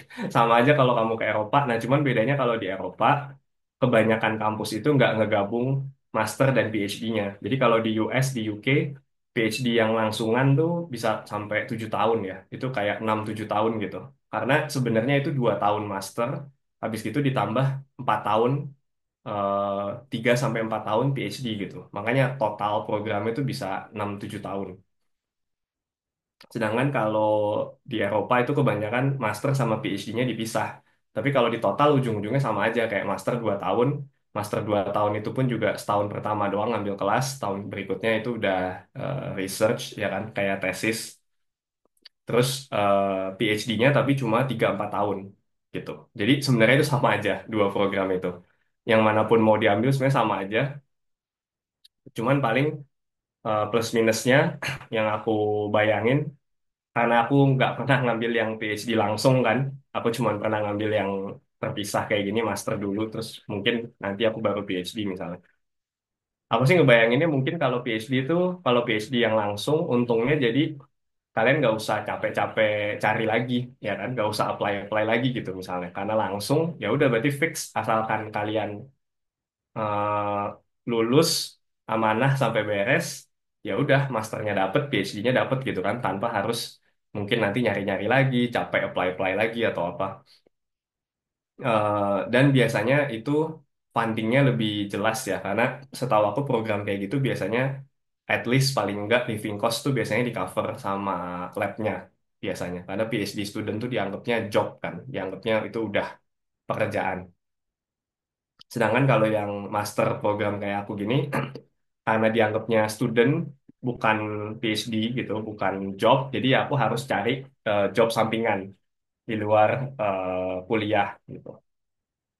Yang mana sebenarnya sama aja sih, karena balik lagi PhD student tadi juga mereka itu langsung dibayar karena PhD student itu kerjanya nggak cuma belajar, nggak kayak master. Kalau master kan ngambil kelas doang. PhD student itu di tahun pertama pun mereka harus ngambil kelas, biasanya plus ngedosen gitu. Jadi kayak entah ngajar atau tutorial ya kan, atau ngoreksi PR, ngoreksi ujian. Jadi itu sama aja kayak ibaratnya master student aku sekarang, kayak program aku sekarang ditambah akunya part time job gitu, sama lah gitu ujung-ujungnya, kayak nggak mungkin, kita tuh nggak mungkin dapat duit out of nothing, itu kayak nggak mungkin, pasti ada kerjaan tambahannya. Tapi positifnya master dulu menurut aku kayak ngasih kamu stop sih, ya kan. Jadi maksudnya kalau kamu masih nggak yakin apakah kamu akan gas spend 7 tahun hidup kamu di bidang satu bidang itu doang, di lab itu doang ya kan, dengan profesor itu selama 7 tahun, 6-7 tahun. Kalau kamu nggak yakin, ya kamu mungkin bisa yang program master dulu misalkan. Positifnya itu, ya kan. Memang setelah lulus, abis itu ya harus capek apply lagi, cari-cari lagi. Tapi paling enggak, kamu bisa ngerasain kuantum dulu sedikit. Habis itu kamu masih punya kesempatan untuk pindah bidang misalnya. Bahkan ke non-kuantum gitu, ya kan. Bahkan misalkan classical optimization, classical machine learning, atau apa, ya kan. Karena kan nggak harus setelah masternya kuantum, PhD-nya kuantum lagi gitu, ya kan? Jadi kalau kamu mau pindah bidang di kuantumnya sendiri atau bahkan outside kuantum itu masih visible gitu. Sedangkan kalau program PhD yang langsungan kayak gitu, agak sulit kalau kamu tiba-tiba mau join lab profesor lain, ya kan? Karena biasanya program PhD itu lengket nempel sama profesornya, karena biasanya yang nerima kamu tuh bukan kampus kan, kalau PhD itu yang nerima tuh labnya gitu, si lab itu mau mempekerjakan kamu di lab itu gitu. Jadi biasanya kalau kamu tiba-tiba ternyata nggak suka atau bosen dengan bidang lab itu, ya pilihannya opsinya mau nggak mau keluar, ya kan? Karena nggak bisa semudah itu mungkin pindah lab. Karena kan fundingnya kan attach sama si labnya kan, sama si profesornya kan. Dan belum belum tentu di lab lain tuh ada funding buat kamu gitu. Ya mungkin yang aku kebayang sih mungkin plus minusnya itu kali ya, antara yang PhD langsung atau master dulu terus baru PhD. Dan buat pertanyaan yang kedua, kalau aku sendiri sih sampai sekarang juga aku masih belum yakin habis lulus tuh mau ngapain. Mau PhD lagi, lanjut PhD atau mau kerja gitu. Eh, Sekarang sih 50-50, kayak aku fine dengan dua-duanya. Aku cuman kepikiran yang jelas itu aku fix nggak akan di akademia, itu udah fix banget. Jadi aku PhD pun itu mentok terakhir udah. Aku nggak akan kayak ambil postdoc terus nge-lab terus sama kampus seumur hidup sampai jadi profesor gitu-gitu. Aku nggak pengen ke arah sana karena tadi aku sempat mention di awal, aku sebenarnya cita-cita masa depan aku mau balik ke Indonesia untuk bikin perusahaan aku sendiri. Jadi aku arahnya lebih ke industri dan bisnis sih. Makanya aku open untuk possibility setelah aku lulus mungkin aku kerja dulu beberapa tahun gitu. Dan kalaupun aku PhD mungkin aku maunya industrial PhD gitu. Yang tadi aku sempat mention. Jadi kayak PhD di suatu kampus, tapi sebenarnya program PhD-nya itu sponsor by suatu company dan project PhD-nya itu lebih ke project company-nya gitu. Jadi nggak purely research di kampus, tapi kayak sesuatu yang mungkin kepake sama company yang nge-sponsorin PhD-nya. Jadi kalaupun aku PhD, kayaknya aku prefer yang kayak gitu sih, bukan yang purely research di kampus. Mudah-mudahan menjawab. Oke, terima kasih banyak Kak atas jawabannya dan semoga menjawab untuk Kak Azhar. Mohon maaf sekali teman-teman karena keterbatasan waktu, jadi untuk Q&A-nya bisa kita cukupi sampai di sini. Nah, untuk pertanyaan-pertanyaan yang ada di Slido, kira-kira boleh nggak ya Kak kalau misal nanti teman-teman kayak mau nanya gitu ke Kakak? Eh, Boleh atau eh, sekarang pertanyaannya udah ada beberapa di Slido atau belum ada sama sekali? Ada sih Kak, ada Mungkin aku sebenarnya. bisa, oke. Mungkin kalau boleh bagi waktu 5 menit aja, kayak aku quick round jawab-jawabin aja sekarang gitu ya, singkat. Oh, oh ya, boleh Kak. Oke. Ini ada 5. Ini screen aku kelihatan kan ya? Iya. Apa yang membuat kakak tertarik mendalami bidang kuantum? eh karena jadi aku waktu SMA itu emang pelajaran yang paling aku suka fisika. Sampai kuliah pun aku paling suka fisika gitu. Tapi pas tingkat 1, tingkat 2 itu, tiba-tiba aku jadi tertarik machine learning. Jadi pas tingkat 2, tingkat 3 itu, aku sempat riset di labnya Pak, eh, siapa namanya, aku lupa, dosen kontrol Pak Yul. Aku sempat bantu-bantu riset di labnya Pak Yul, nulis 1-2 paper tentang machine learning gitu. Terus pas milih topik tesis, tiba-tiba topik quantum machine learning tuh mencuat gitu. Kayak tiba-tiba jadi topik yang hot di zaman COVID tahun-tahun 2019-2020 gitu. Terus kayak aku, wah apa nih quantum machine learning? Oh, machine learning tapi pakai quantum komputer gitu. Wah, kebetulan kan aku interest machine learning, tertarik fisika juga. Ya udah akhirnya aku mutusin buat ngambil itu jadi topik tesis. Awalnya dari situ, kenapa aku bisa kecemplung di kuantum. Dulu kakak buat belajar QC ada mata kuliah yang direkomendasi nggak ketika dulu di ITB? Dulu nggak ada. Dulu zaman aku tesis itu nggak ada satupun matkul QC di quantum di ITB. Bahkan dospinku Pak Andrian namanya, beliau ada rencana mau bikin course quantum computing di ITB, tapi kayaknya belum jadi-jadi sampai sekarang. Mungkin beliau masih sibuk. Tapi setahu aku, akhirnya beberapa tahun kemarin FT sempet bikin Introduction to Quantum Computing, tapi itu matkulnya lebih kayak seminar gitu, setahu aku, bukan nggak terlalu materi, lebih ke ngundang pembicara dan jadi kayak Kapita Selekta gitu lah. Tapi setahu aku FT dulu sempat ada. Tapi kayak di ITB, setahu aku nggak ada sih. Ini mungkin nanya Azhar bisa lebih update. Aku udah nggak terlalu update sama course di ITB gimana. Terus ingin nanya, kalau untuk mencari pekerjaan di bidang kuantum, apakah harus menjalani S2 terlebih dahulu? Karena aku sering lihat. Em, iya, nggak juga sih, bingung. Jadi, oke. Jadi jawabannya tergantung kerjaannya apa. Kayak pas aku di IBM di US, aku ngobrol sama beberapa employee di sana, dan mereka tuh nggak semuanya master PhD. Ada bahkan yang lulusan S1, ada bahkan yang cuma bachelor dan sampai sekarang masih kerja di situ dan fine-fine aja gitu. Jadi balik lagi tergantung kerjaannya apa. Kayak yang tadi aku sempat singgung masalah internship tadi, kalau kayak software developer, terus bisnis development, jadi kayak ngobrol sama klien gitu ya, ngebahas tentang ngepromosiin quantum komputer ke klien, ngobrol use case sama klien, terus marketing misalkan, atau graphic design, hal-hal kayak gitu kan nggak butuh master PhD ya kan. Anak S1 pun dengan knowledge quantum computing itu udah bisa gitu ngerjain hal-hal tersebut. Dan memang kerjaan kayak gitu di IBM pun juga banyak yang S1 gitu, lulusan S1 doang, nggak sampai master atau PhD.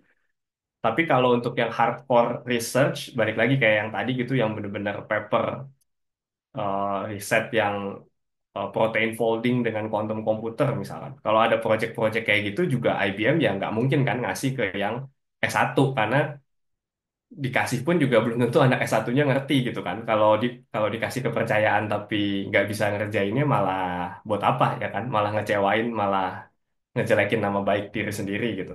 Jadi kayak ya depends tergantung pekerjaannya apa. Tapi yang jelas jawabannya bisa gitu. Tapi balik lagi tergantung apa yang mau kamu kerjain di kuantum ini. Karena kuantum sendiri kan bentuk jobnya banyak kan. Nggak melulu cuma riset. Software software stack-nya pun nggak kalah penting gitu daripada riset hardware maupun eh, algoritma ya. Dulu kakak pas IBM intern daftar yang software developer aja atau yang lain juga. Aku daftar lupa aku daftar software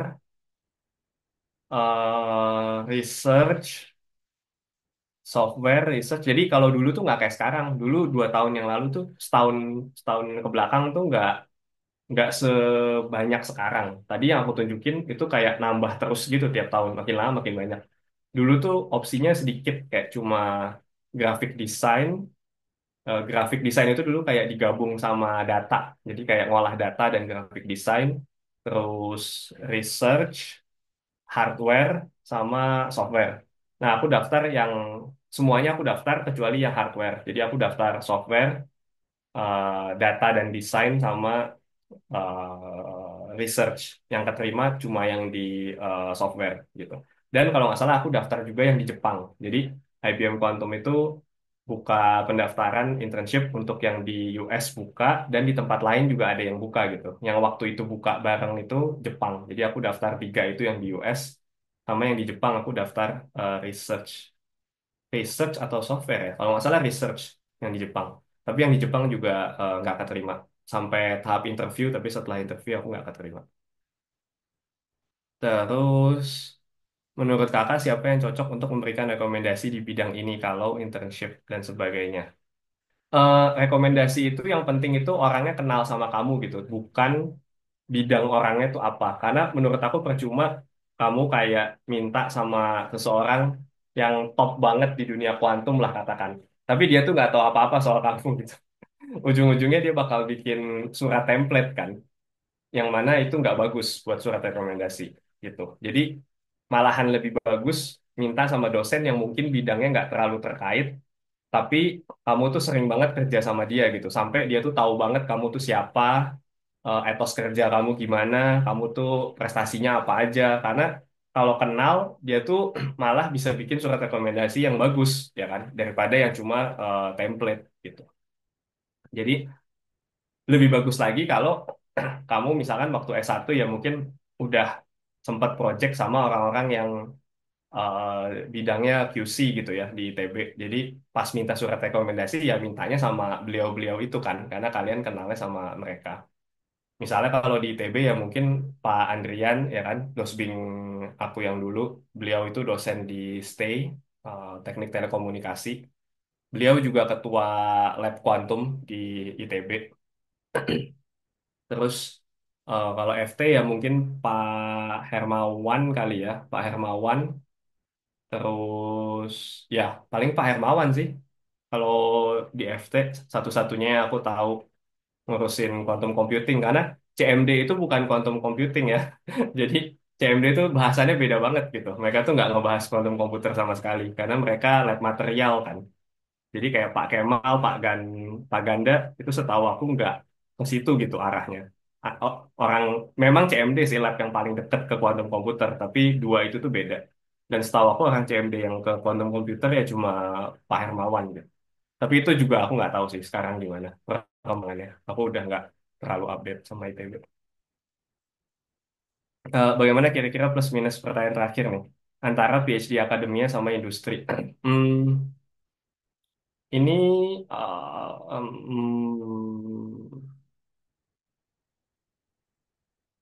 plus minusnya agak sulit sih karena sebenarnya mirip, cuman beda paling beda topiknya aja sih. Jadi kayak kalau PhD akademia tuh setahu aku, ini aku mungkin salah karena aku belum ngalamin sendiri, tapi kayak sepenglihatan dan sepengertian aku, PhD akademia tuh biasanya kalau di kampus topik-topiknya ya lebih ke research, bukan application gitu. Jadi kayak uh, pure research, sedangkan kalau industri itu lebih ke aplikatif. Jadi misalkan untuk something gitu. Kalau di Infineon ya misalkan buat supply chain um, optimization gitu. Kalau di kampus misalkan bahasannya lebih ke algoritmanya itu sendiri gitu. Jadi algoritmanya doang, tanpa konteks gitu, tanpa konteks di-apply ke something. Mungkin gitu sih. Sama setahu aku juga biasanya industri bayarannya juga lebih gede karena biasa perusahaan lebih loyal kan, dananya lebih tinggi gitu. Tapi kalau PhD akademia biasanya kamu mungkin jadi lebih kenal sama dosennya. Karena kalau PhD industri itu biasanya kamu lebih banyak kontak sama perusahaan dan biasanya kamu punya job sampingan lain. Jadi nggak, makanya gajinya juga lebih tinggi kan. Jadi nggak pure research doang, tapi juga manage misalkan something else gitu di company-nya. Jadi kayak employee lah kalau PhD industri itu, nggak pure research doang kayak kalau yang akademia. Seberapa susah yang kakak tahu buat masuk ke bidang kuantum yang di big tech kayak industrial research atau di startup? Di startup lebih gampang sih, karena startup kuantum itu banyak, apalagi di kota kayak Munchen. Munchen itu tuh kayak pusat kuantum di Jerman gitu, kayak kuantum hub di Jerman itu di Munchen. Itu startupnya banyak banget, di Swiss juga, di Zurich juga banyak banget. Jadi kalau startup kayaknya nggak terlalu sulit asalkan kalian kayak udah punya network di sini gitu, entah S2 atau S3 di luar negeri. Kalian asalkan ada koneksi aja harusnya bisa gitu. Tapi kalau di big tech yang kayak IBM, Google, Microsoft, Nvidia, ya itu sebagaimana bidang lain juga sih, ya kan? Maksudnya itu tuh susah gitu, nggak cuma tentang kuantum, tapi ya mau AI, mau data science, mau kerjaan apapun di Google itu ya susah gitu. Jadi kayak itu sama aja sih semua bidang. Yang namanya big tech ya pasti susah kalau perusahaan gede. Udah mungkin segitu aja. Habis pertanyaannya. Oke, Ya. terima kasih banyak Kak atas waktunya ya, benar-benar kejawab semua pertanyaan tadi. Di sini em, kita bisa lanjut ke agenda selanjutnya. Jadi dari HMFT ada bentuk apresiasi kecil, yaitu penyerahan sertifikat. Di sini untuk waktu dan panggung aku persilahkan kepada inisiatif manajer dari Fokus.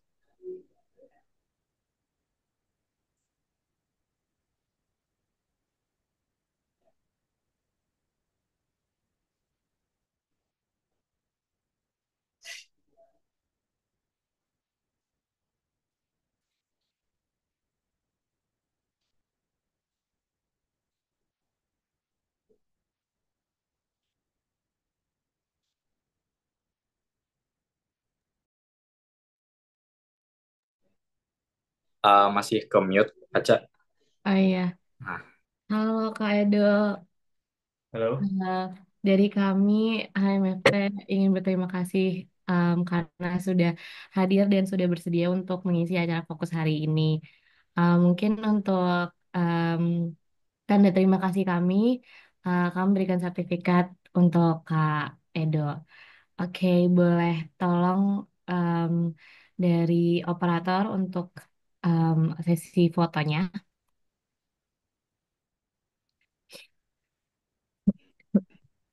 oke, mungkin aku hitung nanti operator bisa langsung screenshot aja kali ya. 1, 2, 3. Oke, Oke. mungkin ini sesi terakhir dari Kak Edo. Mungkin dari Kak Edo ada closing statement buat teman-teman yang ada di sini.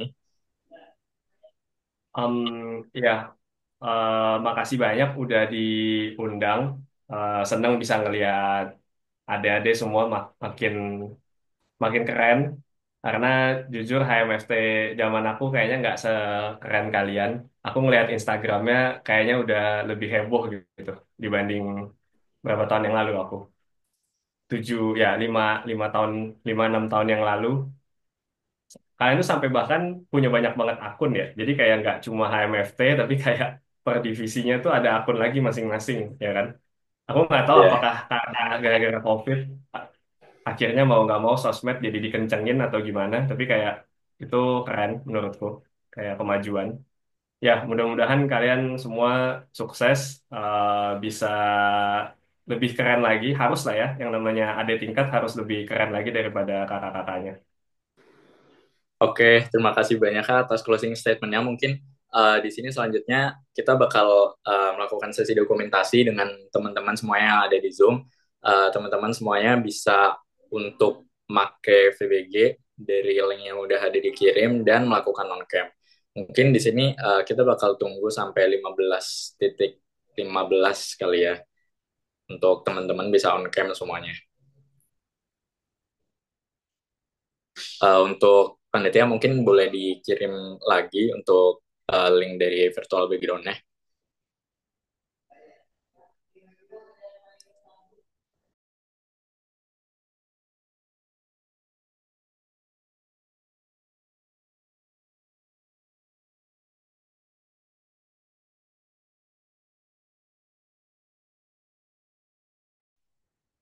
Nah, teman-teman semua bisa langsung akses ya untuk virtual background-nya. Udah dikirim lagi linknya lewat kolom chat.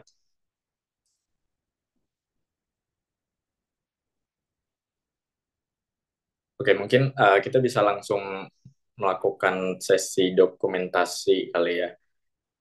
Boleh untuk kooperator, boleh tolong dibantu. Di sini aku bantu pandu aja ya. 1, 2, 3. Oke, lagi. Oke, tunggu sebentar. Ada beberapa yang masih mau on cam. Oke, 1, 2, 3.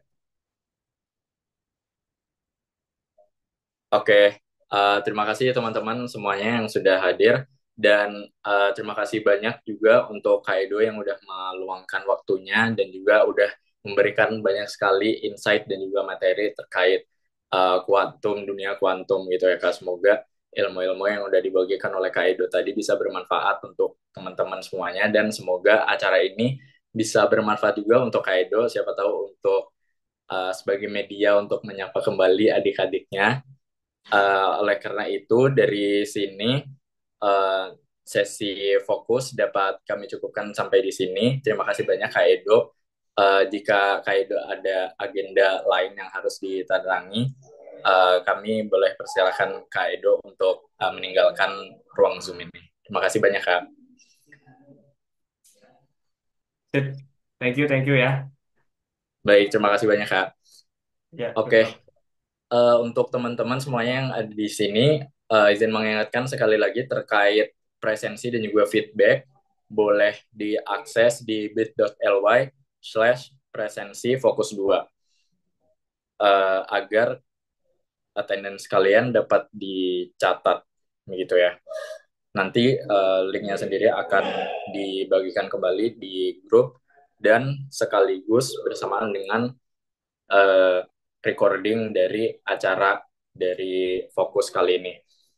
Oke, karena seluruh mata acara dari fokus ini sudah dijalankan, jadi dari sini mungkin aku bisa cukupkan. Mohon maaf apabila ada kekurangan dan banyak kesalahan dari aku ataupun dari panitia. Dari sini aku bisa cukupkan. Terima kasih semuanya. Sampai jumpa kembali di fokus selanjutnya.